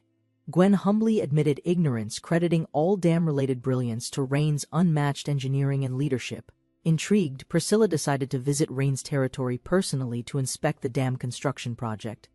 Gwen acknowledged the order calmly, preparing for the trip with measured curiosity and quiet composure. Just before turning, Gwen raised her voice slightly. She had one more thing to mention. Priscilla, curious about Rain's preferences, ordered a discreet search for girls resembling Rosalind's age. Inside the royal hall, nobles assemble as the empire faces crisis after Grand Duke's defeat. Tension rises among officials, blaming military leadership for escalating conflict and weakening the empire's stability. The emperor stands, his sharp gaze silencing the room, fury building behind his composed expression. Recognizing growing chaos, he questions the council's incompetence, concerned about worsening political and military collapse. Demanding immediate resolution, he asserts dominance, reminding them this is a time for action, not debate. A noble steps forward, suggesting sending envoys to Asian City to negotiate and avoid further conflict. Another noble erupts with fury, fiercely rejecting any idea of peace with the barbaric Asian forces. Others agree, arguing submission would tarnish the Orvis Empire's honor and diminish its authority across nations. One voice warns that if captured, Castile might expose vital imperial secrets, endangering long-term national plans. That noble calmly pleads for sound judgment, stressing the risk of collapse if missteps continue unchecked. A noble explains that the envoy must possess high status to reflect the empire's royal dignity. He adds the candidate must have both courage and wisdom to handle delicate negotiations effectively. Another noble grows suspicious. The emperor's vague conditions hint at a hidden intention behind his words. Some wonder if the emperor already has someone in mind. Judging by his subtle expressions, the emperor addresses Craven directly, pressing him to reveal if he has a candidate prepared. Craven confidently proposes Miss Wilvina, daughter of Duke Richard, as a fitting candidate for negotiations. The court erupts. Some nobles are outraged, calling Craven's suggestion reckless and politically dangerous.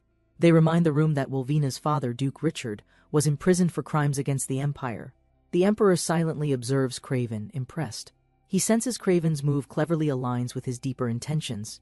Challenged, Craven calmly begins justifying Wilvina's nomination, emphasizing her noble blood and its diplomatic significance. Craven continues, stating Wilvina is eloquent and sharp-minded, despite only recently entering adulthood. He adds that Wilvina's mission would be a chance to restore her family's reputation. Craven subtly implies that if successful, her father's pardon may become politically justifiable and timely. The court murmurs in agreement. Craven's reasoning is sound, and many begin to support him. The emperor nods, entrusting Craven with the plan and ordering Wilvina's safety to be prioritized. Craven accepts the emperor's command with solemn resolve, acknowledging the heavy responsibility assigned to him. A large model of the city is revealed, showing strategic locations and surrounding terrain details. That evening, secret preparations unfold in a guarded chamber under dim candlelight and watchful eyes. The emperor hints darkly, suggesting Wilvina and Castile must not return alive from enemy territory. A masked assassin kneels, assuring the emperor both targets will die within Calidor's borders undetected.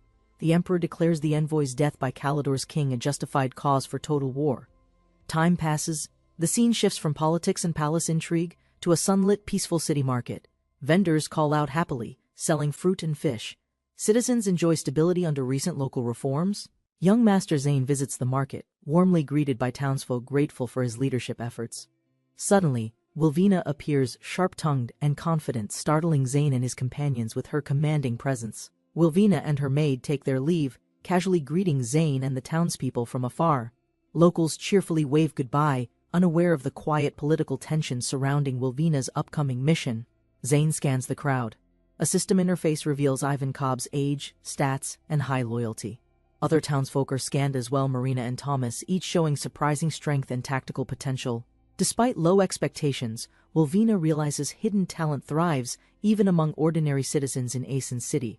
Wilvina walks the square alone, surrounded by cloaked figures, scanning the area for promising individuals. Despite her efforts, she sighs in frustration. None of the people meet her expectations. The system reminds her, only 1 of 5 required high-attribute individuals has been recruited successfully. Wilvina debates asking her siblings for help but acknowledges their burden with responsibilities in other regions. Resolved, she decides to carry the mission alone, grateful her sister entrusted her with Rosalind. Wilvina jolts awake, her mind still busy with thoughts of recruitment and pending responsibilities. Rosalind gently comforts her, urging Wilvina to rest after several exhausting days of searching. Rosalind explains she's already placed recruitment notices around the city to attract promising individuals. She shares that many self-recommended citizens do seem to possess useful and measurable talents. However, Wilvina realizes most are factory-grade workers capable and honest, but lacking strategic or leadership depth. Wilvina panics, overwhelmed by the realization that factory output alone won't sustain a scene for long. Despite the admiration from citizens, she knows loyalty alone can't replace actual administrative or strategic ability. The situation becomes mentally draining, and Wilvina feels the weight of expectations pressing harder each moment. As she questions her choices, something or someone off-screen catches her attention with sudden, curious interest. A young man appears confidently, promising there will be no problems if she chooses him. Wilvina activates her scanning system again, hoping to finally detect someone with exceptional attributes nearby. A man named Armando Cresta appears. His stats reveal extraordinary strategy, magic, and leadership abilities. Seeing his potential, Wilvina reacts with relief and excitement, realizing she's finally found real talent. The young man confidently presented a green potion, claiming it could preserve food for an entire year. He explained the potion's use, but the merchant glared angrily. Already suspicious from past experiences, the merchant shouted, recalling how a fake repellent had ruined all his apples during last harvest. Embarrassed, the young man admitted the product failed, insisting it wasn't meant for soft fruit. As the merchant pushed him away, he pleaded desperately, trying to explain the new formula's safety.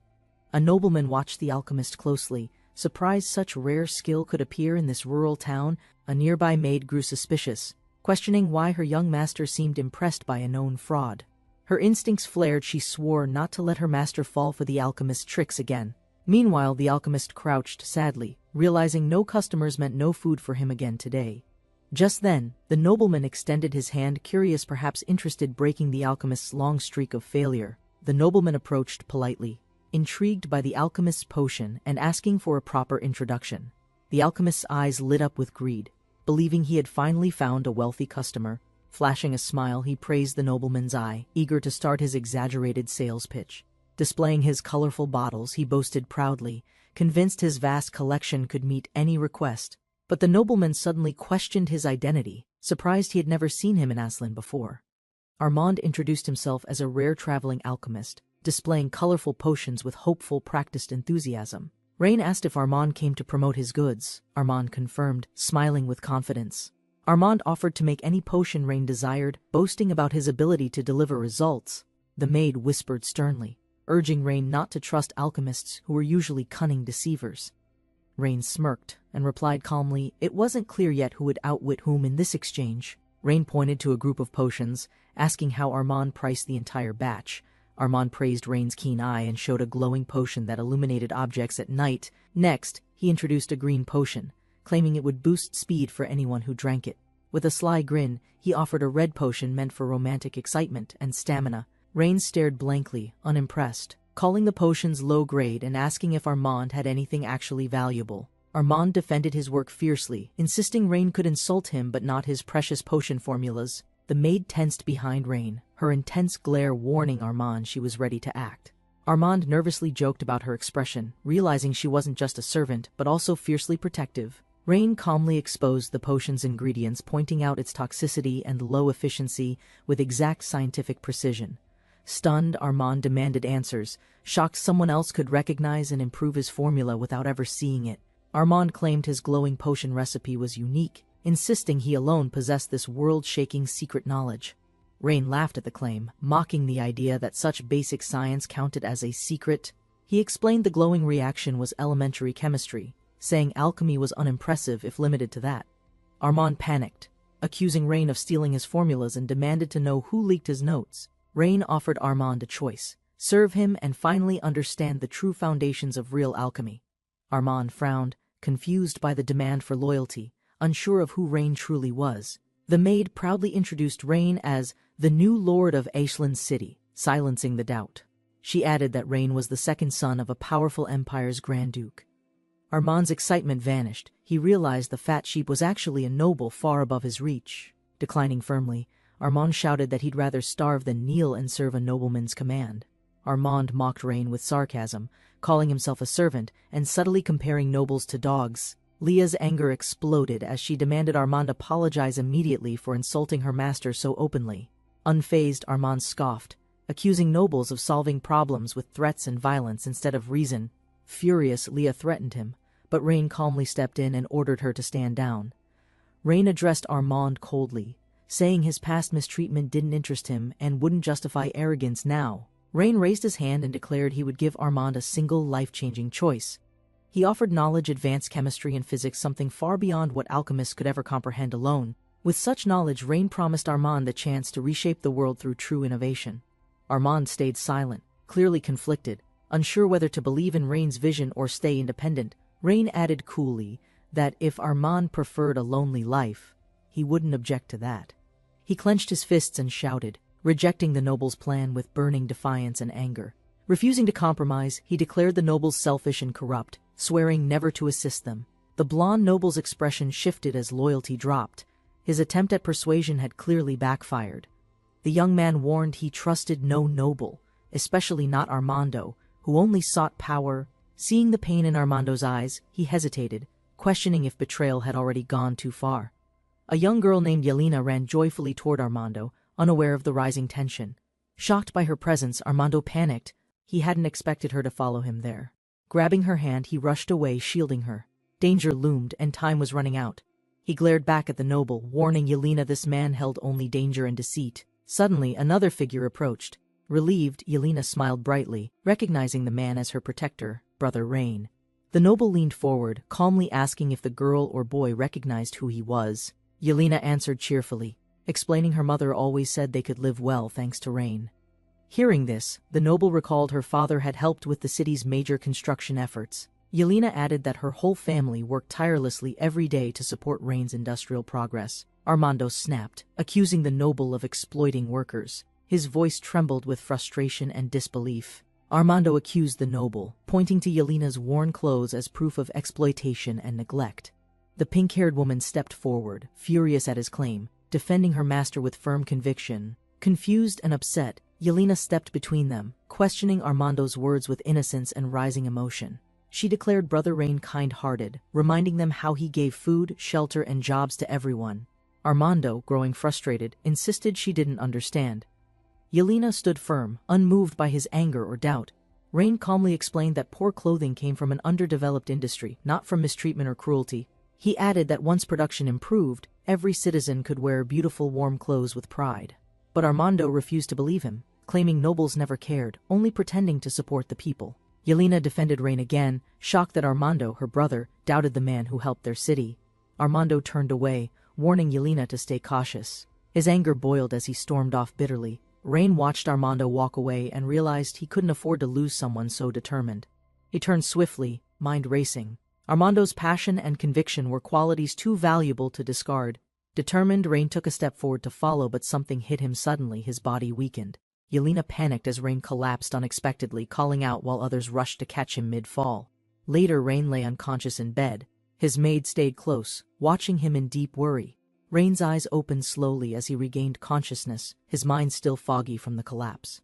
Leah smiled with relief, rushing to his side as he finally awoke from unconscious rest. Rain reassured her softly that he was fine, though exhaustion lingered on his expression. Leah scolded him, explaining he'd collapsed from overwork while managing everything without proper rest or sleep. Rain apologized, then asked calmly about Armando, curiosity and concern resurfacing in his tired voice. Leah explained how, after Rain collapsed, she rushed him back to the mansion immediately. Rain muttered about Armando, his thoughts stuck on the alchemist's harsh words and departure earlier. Leah recalled Armando turning to leave, but returning quietly after witnessing Rain faint in public. Surprised, Rain asked again to confirm he hadn't expected Armando to show concern or return. Leah nodded. Armando gave medicine to help Rain recover, then disappeared without saying another word. Rain wondered aloud if Armando's medicine was the true reason his fever broke so quickly. Leah panicked slightly, regretting she hadn't confirmed the medicine's source before letting Rain possibly consume it. She confessed to placing Armando's medicine on Rain's desk, but a city doctor treated him instead. Rain stood up, requesting to examine Armando's medicine personally. Leah offered to fetch it immediately. He studied the bottle carefully. Its texture and color appeared refined, crafted with real skill. Rain decided to consult a doctor the next day to verify the medicine's effectiveness. Leah voiced her concern Armando hated nobles, and his attitude made him difficult to recruit. Rain responded confidently, acknowledging Armando's genius and declaring his talent too valuable to simply abandon. He pondered quietly if Armando truly joined, he could lead breakthroughs across the entire research division. Far away under moonlight, a quiet cabin stood alone, likely where Armando had retreated to reflect. Armando entered his cabin quietly, surrounded by books, potions, and silence. He reached for a framed photo, brushing off the dust. Staring at the image, memories of his mentor returned painfully. He recalled meeting a mysterious noble whose calm eyes hid secrets deeper than alchemy books. The noble effortlessly read through complex formulas, solving puzzles even the student himself barely grasped. Still, the student remained cautious, vowing not to fall for a noble's charming intellect. He stared at his teacher's notes, silently swearing to uphold the legacy through completion. Fueled by conviction, he promised revenge every corrupt noble would pay for their selfish schemes. Liesl Grant stood above all as Sealand's unmatched alchemist, once admired across every noble court. She believed alchemy belonged to people, not rulers, dedicating her skills to healing and rebuilding.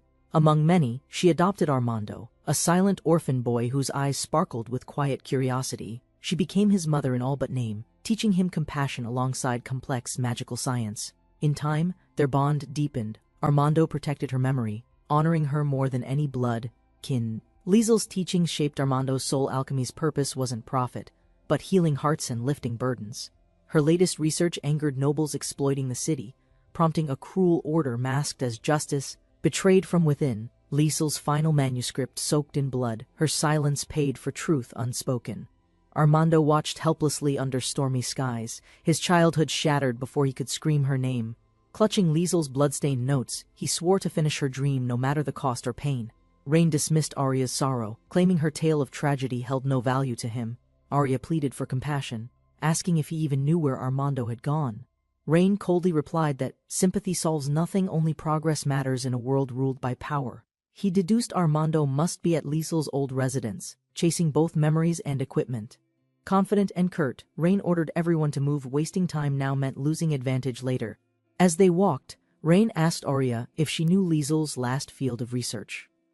Arya hesitated, racking her memory for something buried in old conversations and fleeting glances. Something about steam, she mumbled, catching Rain completely off guard with her vague recollection. Rain's eyes widened in disbelief. He demanded she repeat it, unable to hide his urgency. Flustered, Arya repeated steam, still confused. Rain's face turned pale, realizing the implications were far-reaching. Rain's instincts flared. If her memory aligned with his theory, the world might soon transform. He spoke with fiery conviction. Everything, industry, society, survival, would change with this forgotten invention. Arya blinked, confused. "Isn't it just a toy?" she asked, not grasping its impact. Rain demanded directions, dragging Arya as he declared, "It must be a steam engine." Blueprints appeared. If authentic, they held the power to spark an industrial age on magic soil. Rain's mind raced with parts and theories. His dream of mechanization felt suddenly within reach. Though he'd built countless models, he'd always lacked the heart, true steam engine blueprints. If he obtained Liesl's vision, he could finally construct the real brain behind machines.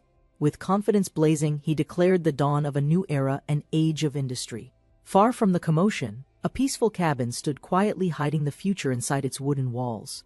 Inside the quiet cabin, Armando examined machinery powered by steam, carefully adjusted. Not yet complete. He heard footsteps and a voice call his name. It was Rain, uninvited and bold. Panic struck him. He couldn't allow anyone to uncover Liesl's secrets, especially not this outsider. Rain approached without hesitation, demanding answers. Why was Armando hiding, and what remained of Liesl's legacy? Unmoved, Rain pushed forward. He wanted the notes, the research, everything tied to the mysterious steam project. Rain confronted Armando directly, warning him that chasing after forbidden knowledge would lead to consequences. Unshaken, Armando made it clear his master's research would not fall into greedy hands. Arya stepped forward, attempting to de-escalate the tension with measured words and calm presence. But Armando moved defensively, stepping between them, firmly protecting the cabin and everything hidden inside. His anger exploded as he physically pushed Rain away, rejecting any attempt to take control. Armando lashed out with anger, shouting that nobles had no place in Liesl's sanctuary. The pink-haired maid stepped forward silently, determined to protect Rain from any sudden attack. Without hesitation, she drew her hidden blade, ready to intercept and defuse Armando's aggression quickly. A brief symbolic standoff played out between loyalty, legacy, and two unshaken opposing ideals. Rain gently intervened, signaling he would handle things, his expression calm but eyes sharp with intent. Armando charged forward, emotions boiling over, unwilling to surrender the workshop or his master's legacy. Rain didn't flinch. He called Armando foolish, pointing out his ignorance of alchemy's real depths. Rain's gaze sharpened. He claimed Armando misunderstood Liesel's vision and was wasting her final, precious research. Anger flashed in Armando's eyes. He refused to be judged by someone who knew nothing. With confidence, Rain proposed a challenge proving who truly deserved to inherit the future Liesel envisioned. Dick stood firmly, clutching silver tools, asking what kind of bet the man proposed now. The nobleman proposed, if Dick activates Liesel's relic, he must serve him without resistance. Confident, the nobleman added, failure means exile from Aslan City, never to return again. The crowd burst into laughter, mocking Dick's ambition, amused by his bold but reckless claim.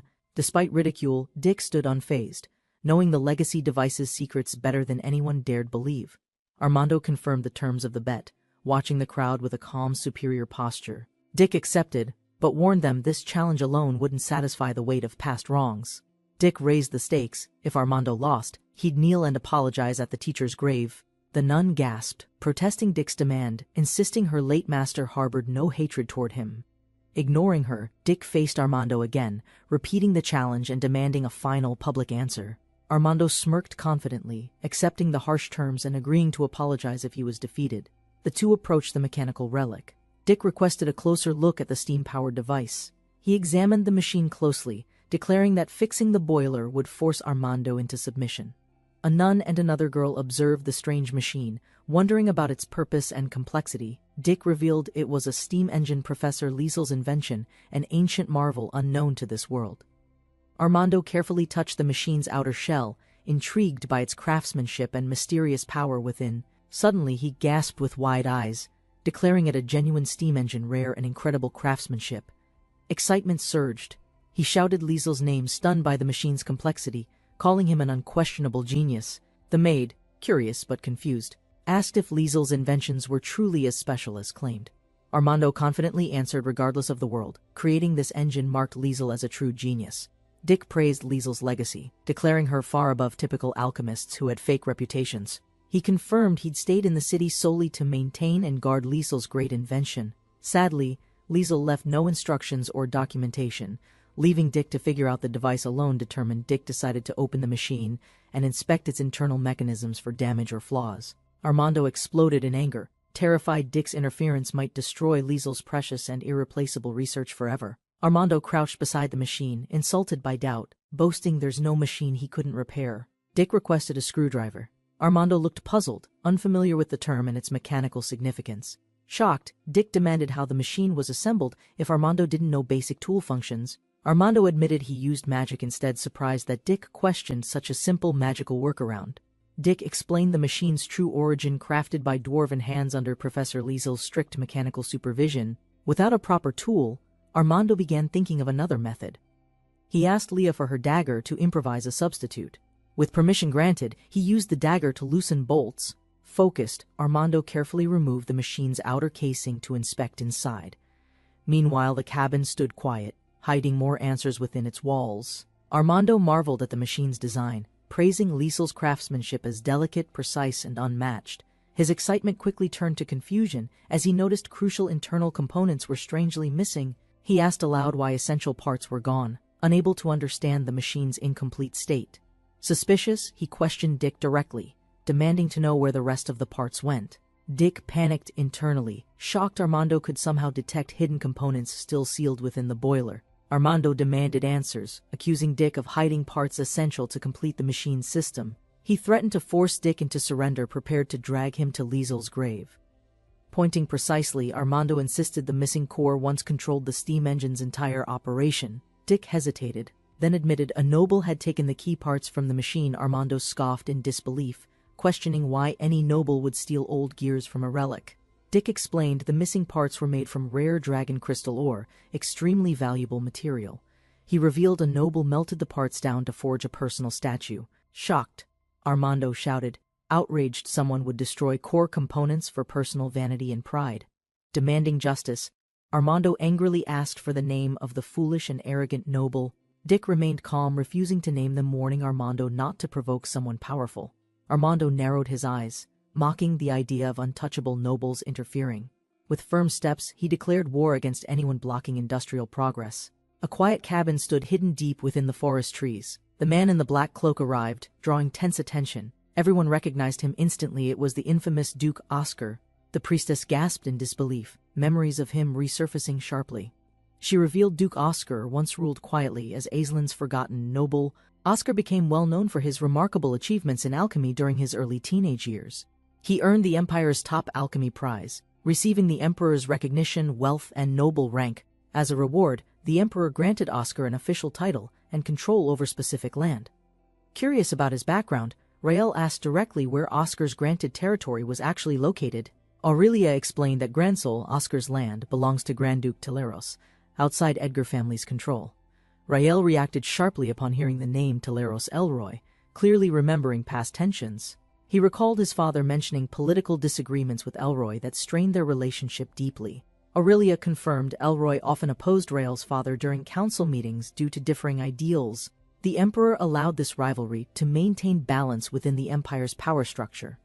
Rael calmly acknowledged the situation, silently deciding to keep an eye on Duke Oscar. Furious about the melted gears, Rael vowed to make Duke Oscar repay the damage severely. He declared his intent with determination, speaking directly to Armando about his next move. The priestess worried for Rael, questioning whether confronting Duke Oscar was too risky now. Rael insisted Oscar was the true threat and must answer for destroying valuable machinery. He promised Armando to restore the steam engine and confront Duke Oscar without hesitation. Rael raised his voice, demanding everyone understand the true value of what was lost. He asked whether the alchemy notebook contained design plans for the destroyed machine's core. Aurelia answered regretfully, stating no such drawings were recorded in the professor's notebook.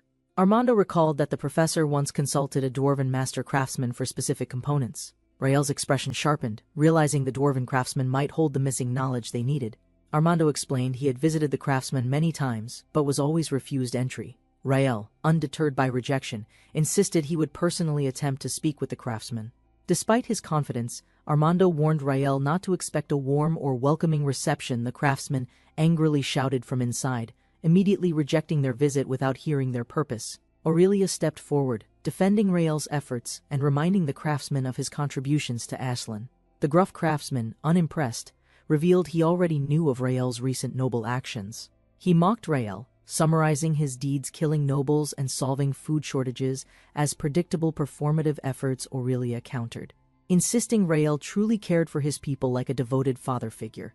The craftsman scoffed, claiming Rael simply fulfilled duties expected of any responsible lord. Rael agreed firmly, stating his role demanded providing food and clothes, exactly why he had come. The craftsman was stunned, silently questioning how someone so young could speak so seriously. He asked if Rael had come to request a custom-built item from him. Rael calmly explained he needed Liesl's original gear design used for the steam engine. He added that building the same gear again would be even more helpful. Outraged by the request, the craftsman exploded in anger and immediately ordered Rael to leave. Rael calmly questioned the reason behind the craftsman's refusal to help with the gear. The old blacksmith shouted, revealing the gear's design had led to Liesl's untimely death. Blaming himself, he said, pushing her toward dangerous ore got her killed by nobility. Armando challenged him, calling out the contradiction in his duty to forge for people. Enraged, the blacksmith yelled, declaring the discussion over and forbidding any further arguments or requests. Bram shouted that even with dragon crystal ore, the gear design would still fail.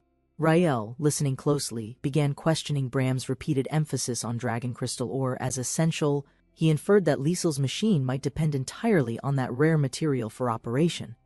Rael challenged Bram's methods, suggesting simpler materials might suffice if forging technique was properly refined. The sun rose over the quiet village as tension brewed beneath peaceful rooftops and walls. A fist slammed into the table. The old man shouted, veins bulging with frustration. Pointing sternly at the youth, he scolded him for spreading ignorant and dangerous technology claims. He declared only the ancient dragon race could melt iron ore into usable molten metal. Hearing that, the woman narrowed her eyes, exactly the confirmation she had been waiting for. Standing beside the furnace, she observed its structure, questioning whether it could truly melt iron. Bram confirmed no furnace across the continent could reach the temperature needed for molten iron. She calmly declared she could build one herself, leaving Bram stunned by her unexpected confidence. Bram's eyes widened sharply. He knew such a feat could revolutionize the entire forging industry. He scolded her arrogance, reminding her she was just a noble's child, not an engineer. She proposed a deal. If she built the furnace, he must help forge components. Bram accepted her challenge, intrigued and impressed, but still skeptical of her bold technical promise. He clenched her fist quietly, relieved finally securing his cooperation for the complex gear project. With confidence, she sealed the agreement, her steps firm as she turned to leave. Bram's voice echoed harshly. If she failed, she'd be banished from the forge immediately. He kicked open the storage box and assessed the contents inside. The furnace heat was too low to melt the iron. He noted the lack of secondary airflow reduced combustion efficiency. Without delay, she selected tools needed to modify the furnace. He stepped forward, resolved to rebuild the system from scratch. Without hesitation, she swung the hammer hard, breaking part of the old furnace wall. The sudden noise alarmed nearby workers, who called out in panic at her destructive act. One assistant rushed over, questioning her actions with concern clearly written across his face. He scolded her for destroying Bram's furnace, worrying it ruined their forging plans entirely. She remained calm, assuring them her actions were deliberate and necessary for future improvements. She pointed to the furnace's new vents, explaining they were secondary oxygen supply channels. By enhancing airflow, combustion efficiency would double and temperatures would reach the required melting point. Her assistant remained skeptical, unsure such small structural changes could create enough heat output. He explained confidently that precise design, fuel, and airflow could melt even solid iron ore. Bram remained doubtful but curious, holding the ore, uncertain her theory could become practical reality. Bram arrived just in time, spotting his beloved furnace modified with unfamiliar structural changes. Furious, he shouted, accusing her of destroying something built through years of sweat and labor. Bram threatened a fight, enraged by her boldness and disregard for his craftsmanship legacy. He calmly responded, promising the redesigned furnace could now achieve molten, iron-level heat output. Still skeptical, Bram challenged her claim, questioning her knowledge and insulting her youthful confidence in return. Bram shouted about iron ore's difficulty, doubting any modified furnace could reach required heat. He explained that lower air pressure would make maintaining consistent furnace temperature even harder. He gestured confidently toward the ore, insisting they test it immediately and stop arguing. Reluctantly, Bram agreed, declaring he'd observe and judge the results with his own eyes. Under morning sunlight, the fire was lit, flames danced as the ore test began. Everyone leaned in close, eyes wide, stunned by what was happening inside the furnace. Bram's expression froze in disbelief as the impossible result unfolded before his very eyes. Liquid iron poured steadily from the spout, glowing bright gold with perfect molten consistency. The assistants gasped, confirming aloud that the ore had truly melted just as she claimed. Still in shock, Bram demanded answers, unable to understand how the furnace had succeeded. He calmly asked Bram for feedback, knowing the results had already spoken for themselves. Bram stood speechless, his mouth trembling, unable to process what he had just witnessed. His voice cracked as he tried to speak, eyes wide with absolute disbelief. He shouted in shock, demanding to know how 2 holes could cause molten iron. He explained it was basic pneumatics and offered to teach him the concept later. He asked firmly if he would now forge Lysander's leftover gears for her. Bram sighed in defeat, finally admitting the kid had outsmarted him with pure ingenuity. He agreed to restart the gear forging, now trusting the furnace's newfound potential. But Bram warned her, if that troublesome noble returned, he wouldn't hold back next time. He smiled coldly, assuring him she'd confront that noble first on her own terms. The morning sun cast light on the estate, hiding the revolution about to begin. Rain led his team outside, stopping before a strange metal structure behind the manor. He raised a complex gear in his hand, its weight proof of careful forging. A smile formed. He declared the gear was essential, the heart of the steam engine. A student questioned its durability. Rain's confidence stayed firm, convinced of the invention's strength. The girl worried aloud, wondering if the steam engine's core might fracture under stress. Rain's team gathered as another student offered help, suggesting they search for dragon crystal ore. A young blonde apprentice criticized her, claiming she used rare ore due to ignorance. The boy defended his teacher angrily, insulted by the remark against her engineering knowledge. Rain smirked, reminding him of their wager. If he succeeded, the boy must obey. Rain carefully inserted the gear into the chamber's central socket. The mechanism aligned perfectly as the teeth interlocked in position. With confidence, Rain stepped back and announced the machine's activation. He pulled the lever, and gears groaned under building pressure. Steam erupted violently as the engine burst from internal failure. The nun praised Tong's work, surprised by the machine's operation. But Tong noticed something wrong. The steam engine hissed dangerously again. Steam shot out forcefully, filling the area with blinding fog. Tong called out, worried for his teacher hidden in smoke. He quickly followed, chasing his teacher through the thick steam. The teacher scolded Tong again. Frustrated, he kept rebuilding the dangerous steam machine alone. She encouraged him, reminding that success would improve everyone's life across the entire land. With determination, she collapsed from exhaustion and entrusted the remaining task to young Armando. Shaken, Armando dropped to his knees, watching his mentor fall in the smoky distance. He clenched the ground, whispering that her dream had finally come true through him. Armando knelt silently as Rain approached, sensing the boy's deep grief and exhaustion. Rain held his team back, allowing Armando time to release his long-suppressed emotions freely. Armando stood alone, staring upward, tears fading as peace slowly replaced his pain. 3 hours passed, sunlight returned as engineers and workers examined the failed steam structure. A bearded man questioned its purpose, unimpressed by the ruined engine's smoke and bulk. A woman echoed the dwarf's question, curious if the machine had any true function. The dwarf mocked it further, suggesting the engine was useless and only scared onlookers. Rain denied their claims, asserting the steam engine's purpose was far greater than appearance. He turned and pointed firmly, declaring it as the base of future industrial civilization. The others looked puzzled, unsure what Rain meant by foundation of industrial society. Rain explained that steam power rotated gears, enabling the operation of other complex machines. He described how mills, textiles, and transports could all function using steam-generated gear systems. Visual projections showed war machines and trains steam playing a vital role in advancing civilization. Rain declared that boiling water was the greatest invention, symbolizing the power behind industry. The dwarf admitted interest, still skeptical whether steam's power was truly as extraordinary as claimed. Rain smiled confidently, assuring everyone they would soon realize the engine's full value. Behind him, a vision of industrial power loomed, giant machines representing future technological achievements. He promised to guide them through industry's rise, revealing the strength behind mechanical progress. Suddenly, a shout interrupted the moment. Someone hurried toward Rain with urgent news. A new arrival informed him that Lady Rachel had just entered the territory.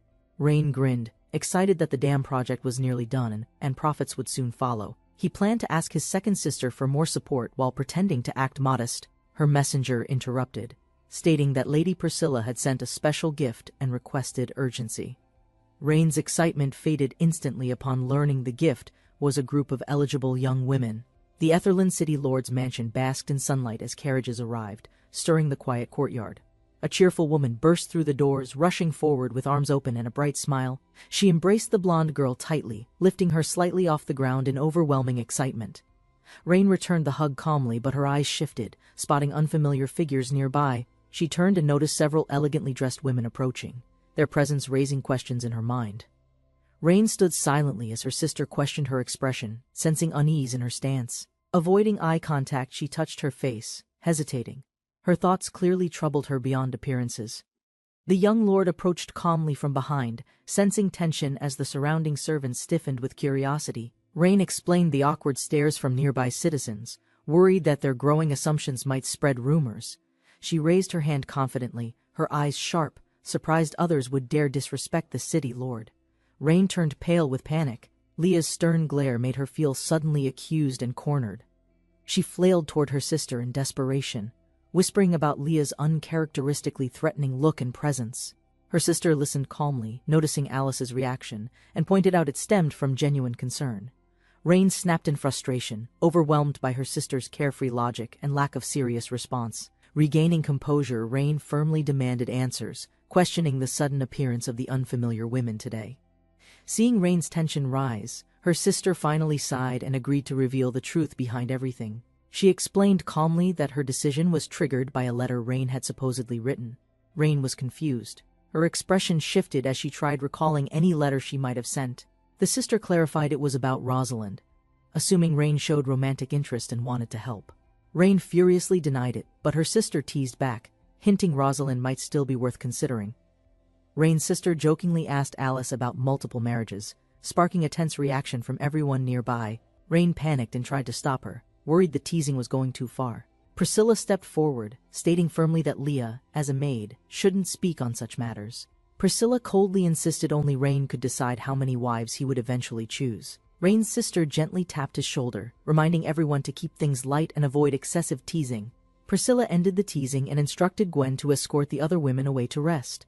Gwen acknowledged politely and guided the group out, restoring calm inside the Lord's estate. Later, Rain introduced Etherland's dam project, highlighting its structure, purpose, and importance to the city's development.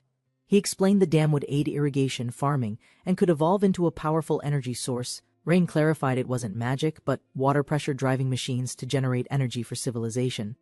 Rain's sister looked curious but uncertain, wondering if these strange machines could solve the city's hunger. Rain confirmed the solution wasn't magic or machinery, but an entirely different kind of technical system. Surprised, she questioned where Rain had acquired such knowledge, remembering his past dislike for academic study. She recalled how Rain once preferred sword practice over books, never interested in technical reading before. Suspicion grew in her voice and eyes. She asked directly, was Rain still the same person? Rain suddenly panicked, realizing he had forgotten to prepare for his sister's deep suspicions. He remembered being injured when he arrived, likely during sword training, leaving him weak for weeks. With no strength to move, Rain devoted himself to reading, absorbing complex theories and concepts. Now, cornered by questions, he quickly spoke up, trying to reaffirm he was truly her brother. Rain clarified his transformation happened while bedridden. Even Alice mentioned it in one of her letters. Rain's sister questioned the source of his knowledge, wondering if it came from their family library. She admitted she didn't recognize the material. Rain quickly pulled out a specific book to explain. He revealed Liesel's notes, a worn book filled with unusual, unfamiliar information and cryptic technical concepts. After flipping through its contents, she acknowledged the material was strange but impressive and genuinely useful. Rain explained these theories helped him replace martial arts training with innovation through intense study and adaptation. Rain's sister stepped forward, her voice soft. She acknowledged how much he had endured alone recently. She understood his choice to abandon martial arts, but urged him not to push himself excessively. Placing her hand gently on his face, she assured him her doubts were gone. Rain smiled faintly, telling her he was okay and confident in what he'd already achieved. With a kind smile, she reminded him, no matter what, she'd always stand beside him.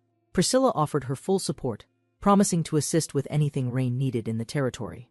Rain paused, remembering a request she made earlier, and saw a perfect opportunity open before him. Smiling confidently, Rain hinted he had a specific matter where he urgently needed her help. The noblewoman stood before Etherland's academy, awaiting her younger sister's unexpected visit that morning. She greeted with curiosity, surprised her sister needed help so soon with anything significant. With hopeful eyes, the younger sister politely requested investment in her bold city development initiative. The noblewoman questioned her sister's ambition, citing generous aid already provided by several supporting nobles. A confident man intervened, explaining their focus wasn't wealth, but uniting and uplifting Etherland's common people. Etherland's population had declined due to relentless wars and devastating natural disasters over the past years. Skilled workers who grasp both modern tools and industrial knowledge had become dangerously scarce in Etherland. The noblewoman asked if her sister's real request was not gold but trained human capital. The younger sister confirmed eagerly, needing workers to rebuild and drive Etherland's future industrial progress. She proposed relocating experts from her sister's domain, promising their safety, welfare, and access to innovation. She hesitated. Those skilled workers were the backbone of her land and vital to daily operations. The younger sister reminded her of her earlier promise and the mutual benefit Etherland's growth offers. Reluctantly, the noblewoman agreed to help but warned she needed proof before committing fully to relocation. She emphasized that unless shown results, her people shouldn't be moved only on blind trust. Confidently, the younger sister vowed to demonstrate industry's strength and make Etherland's revival undeniable to all. In the golden-lit hall, she sipped tea while reflecting on recent decisions with her aide. She confessed her relief her younger brother Rain remained true to himself, not the Emperor's pawn. Gwen assured her that Rain's brilliance and drive would surely lead Etherland to prosperity soon, yet bitterness lingered. She couldn't forget the Emperor's act that left her brother physically crippled. Eyes sharp with resolve, she contemplated vengeance repayment for the harm done to her brother's future. She ordered Gwen to investigate palace weaknesses, seeking the perfect moment to strike back silently. With calm fury, she vowed that the Emperor would pay dearly for harming her family. Gwen, unwavering in loyalty, promised swift action and assured her mistress of flawless execution. She called the Emperor a beast he injured her brother, so she would return the pain. Meanwhile, wagons quietly left the estate, carrying people and supplies toward Etherland's next chapter. Inside the wagons, innocent workers were imprisoned, taken by slavers during the transfer to Etherland. A thug bragged to his boss, claiming their captives would bring a large profit. Another complained that most profits always went to Elric, despite them risking everything during raids. They resented the old man's greed, feeling the trade was becoming less worthwhile and fun. The boss silenced them, reminding everyone Elric protected their operations and secured Etherland's smuggling route. Frustrated by complaints, the boss threatened to fire anyone unwilling to keep working in silence. Suddenly, a scout arrived in panic. Etherland's leadership had changed, and something was very wrong. The boss was shocked, demanding a full explanation as unease began spreading among the group. The scout reported unfamiliar soldiers now guarded Etherland. The old garrison was completely gone. He'd tried bribing the guards, but they resisted and grew suspicious about his late arrival.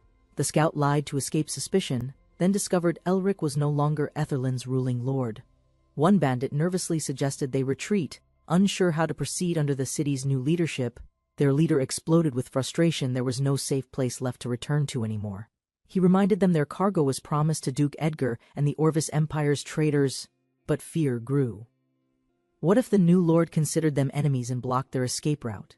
Their leader dismissed concerns, convinced that profit would win anyone over. At worst, they'd lose little. He ordered them to rest and pose as a merchant caravan with female passengers tomorrow. From above, their wagons rolled forward quietly, hidden beneath the trees and fading daylight. Some thugs demanded to exploit the captives, eager to indulge themselves before facing tomorrow's risks. The boss agreed but forbade touching the red-haired woman, insisting she was reserved for something else. The bandits cheered, grateful their leader had granted them permission to do as they pleased. With vile grins, two thugs approached the wagons, lust and cruelty gleaming in their eyes.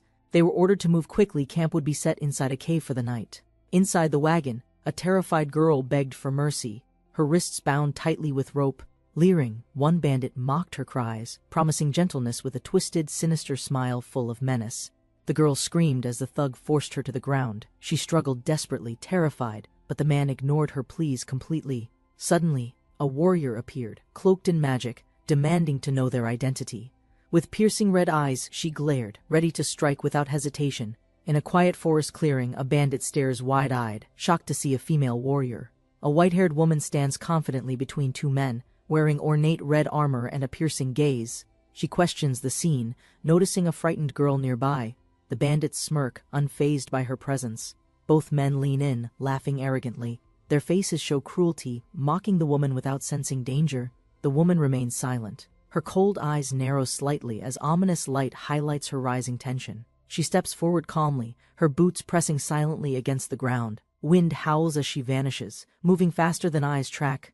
The bandits turn, confused by the sudden gust and silence. She strikes cleanly, her blade crashes down like hammer to skull. Bones shatter, one faints, the other trembles beneath her glare. Her spear flashes forward, piercing the air with deadly precision. Before he speaks, she strikes swift, brutal, no mercy shown. The bandit is launched backward, blood spraying in his wake. Others nearby hear his screams and rush toward the chaos. She turns slowly. Red aura flares. Predators now become prey. One bandit flees downhill, screaming for help as panic spreads through their ranks. His desperate cries echo under the moonlight as he rushes toward their hidden cliffside camp. Their leader, alerted by the noise, demands an explanation, unaware of the danger approaching.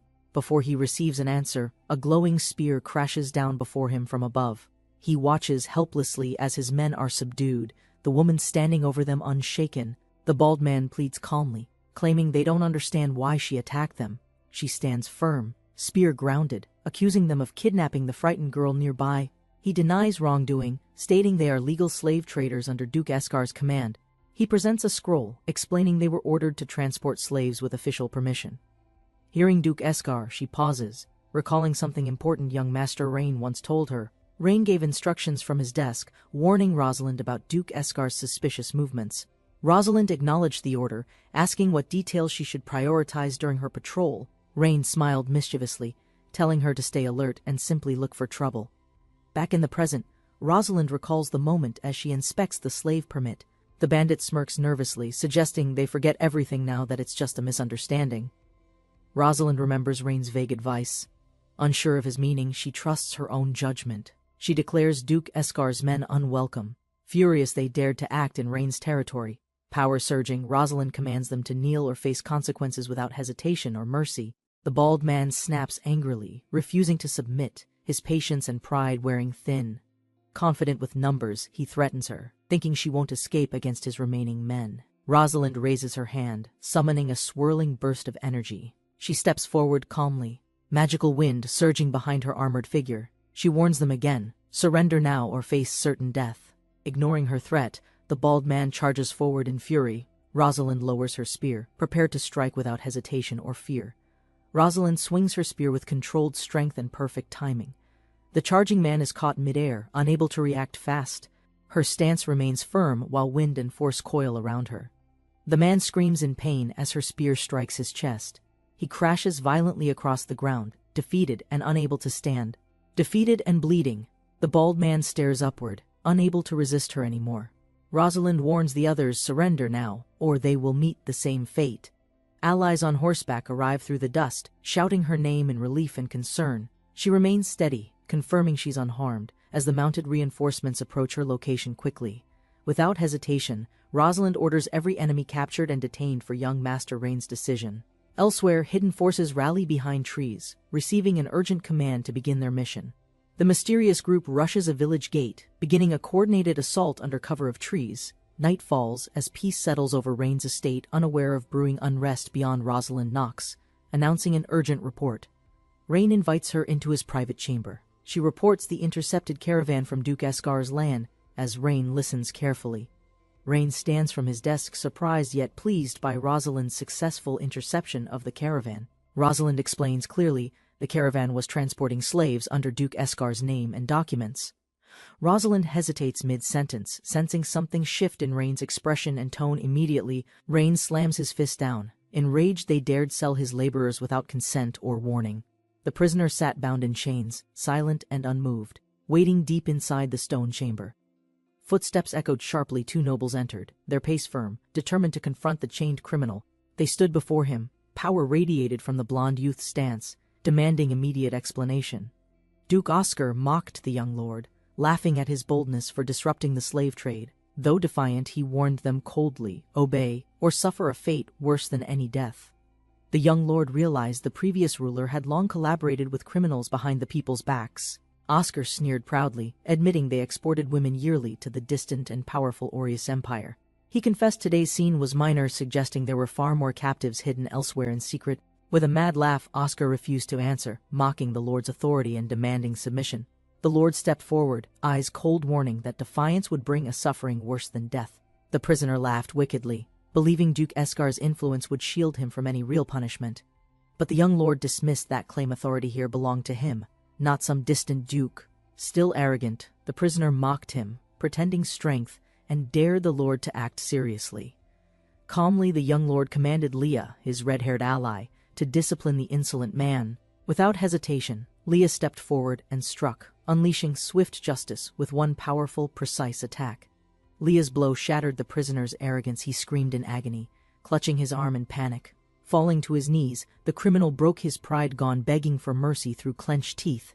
He cried loudly, the pain overwhelming him, finally ready to confess everything to escape further torment. Desperate, he revealed the hidden location: an abandoned cabin deep in the southern forest held captives.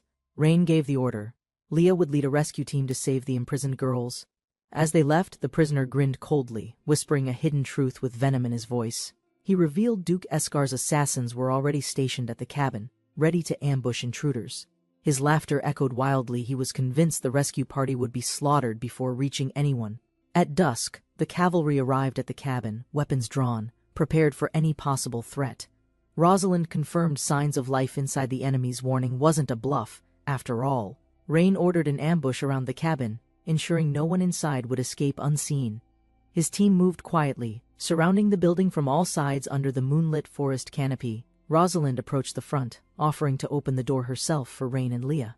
With a swift push, the door creaked open. Darkness spilled out into the cold night air. Inside, they were stunned. Something unexpected waited beyond the threshold, halting them in their tracks. Behind iron bars, frightened girls trembled. One cried out, begging for the beatings to stop. Others joined her plea, desperate and broken, promising anything to escape the torment they endured. Rain and his group entered slowly, surveying the room filled with trembling, cloaked prisoners. One girl whimpered, unable to speak through her fear. Rain gave the order to evacuate. Rosalind acknowledged the command and moved swiftly, ready to rescue every captive inside the cabin. Suddenly, arrows rained from the darkness. Rosalind reacted instantly, slicing them midair with one clean motion. Her blade struck the ground, forming a barrier of force that shielded those behind her. She shouted to Rain it was an ambush. Enemy forces were already closing in fast. The cavalry responded at once, surrounding Rain and preparing for battle without hesitation. From the shadows, masked enemies emerged and their leader spoke, recognizing Rain's true identity aloud. The masked leader raised his hands, pretending peace, claiming he wanted to avoid unnecessary conflict. Rosalind rejected his offer coldly, unwilling to reason with criminals hiding behind false civility. Rain stopped her. Something about the man's approach made him curious about what he intended to say. Rain asked directly what the masked man truly wanted to discuss in such tense circumstances. With a chilling smile, the man confessed they'd trafficked slaves under Duke Escar's orders for years. One of the slavers explained calmly a beautiful female slave could sell for over 1,000 coins. Even the lowest valued women, he added proudly, could be sold for at least 100. He offered Rain a deal, a share of their yearly profits in exchange for silence. The man grinned wider, offering special goods tailored to Rain's preferences completely free of charge. Rosalind's fury boiled over, but Rain responded unexpectedly, feigning interest to catch them completely off guard.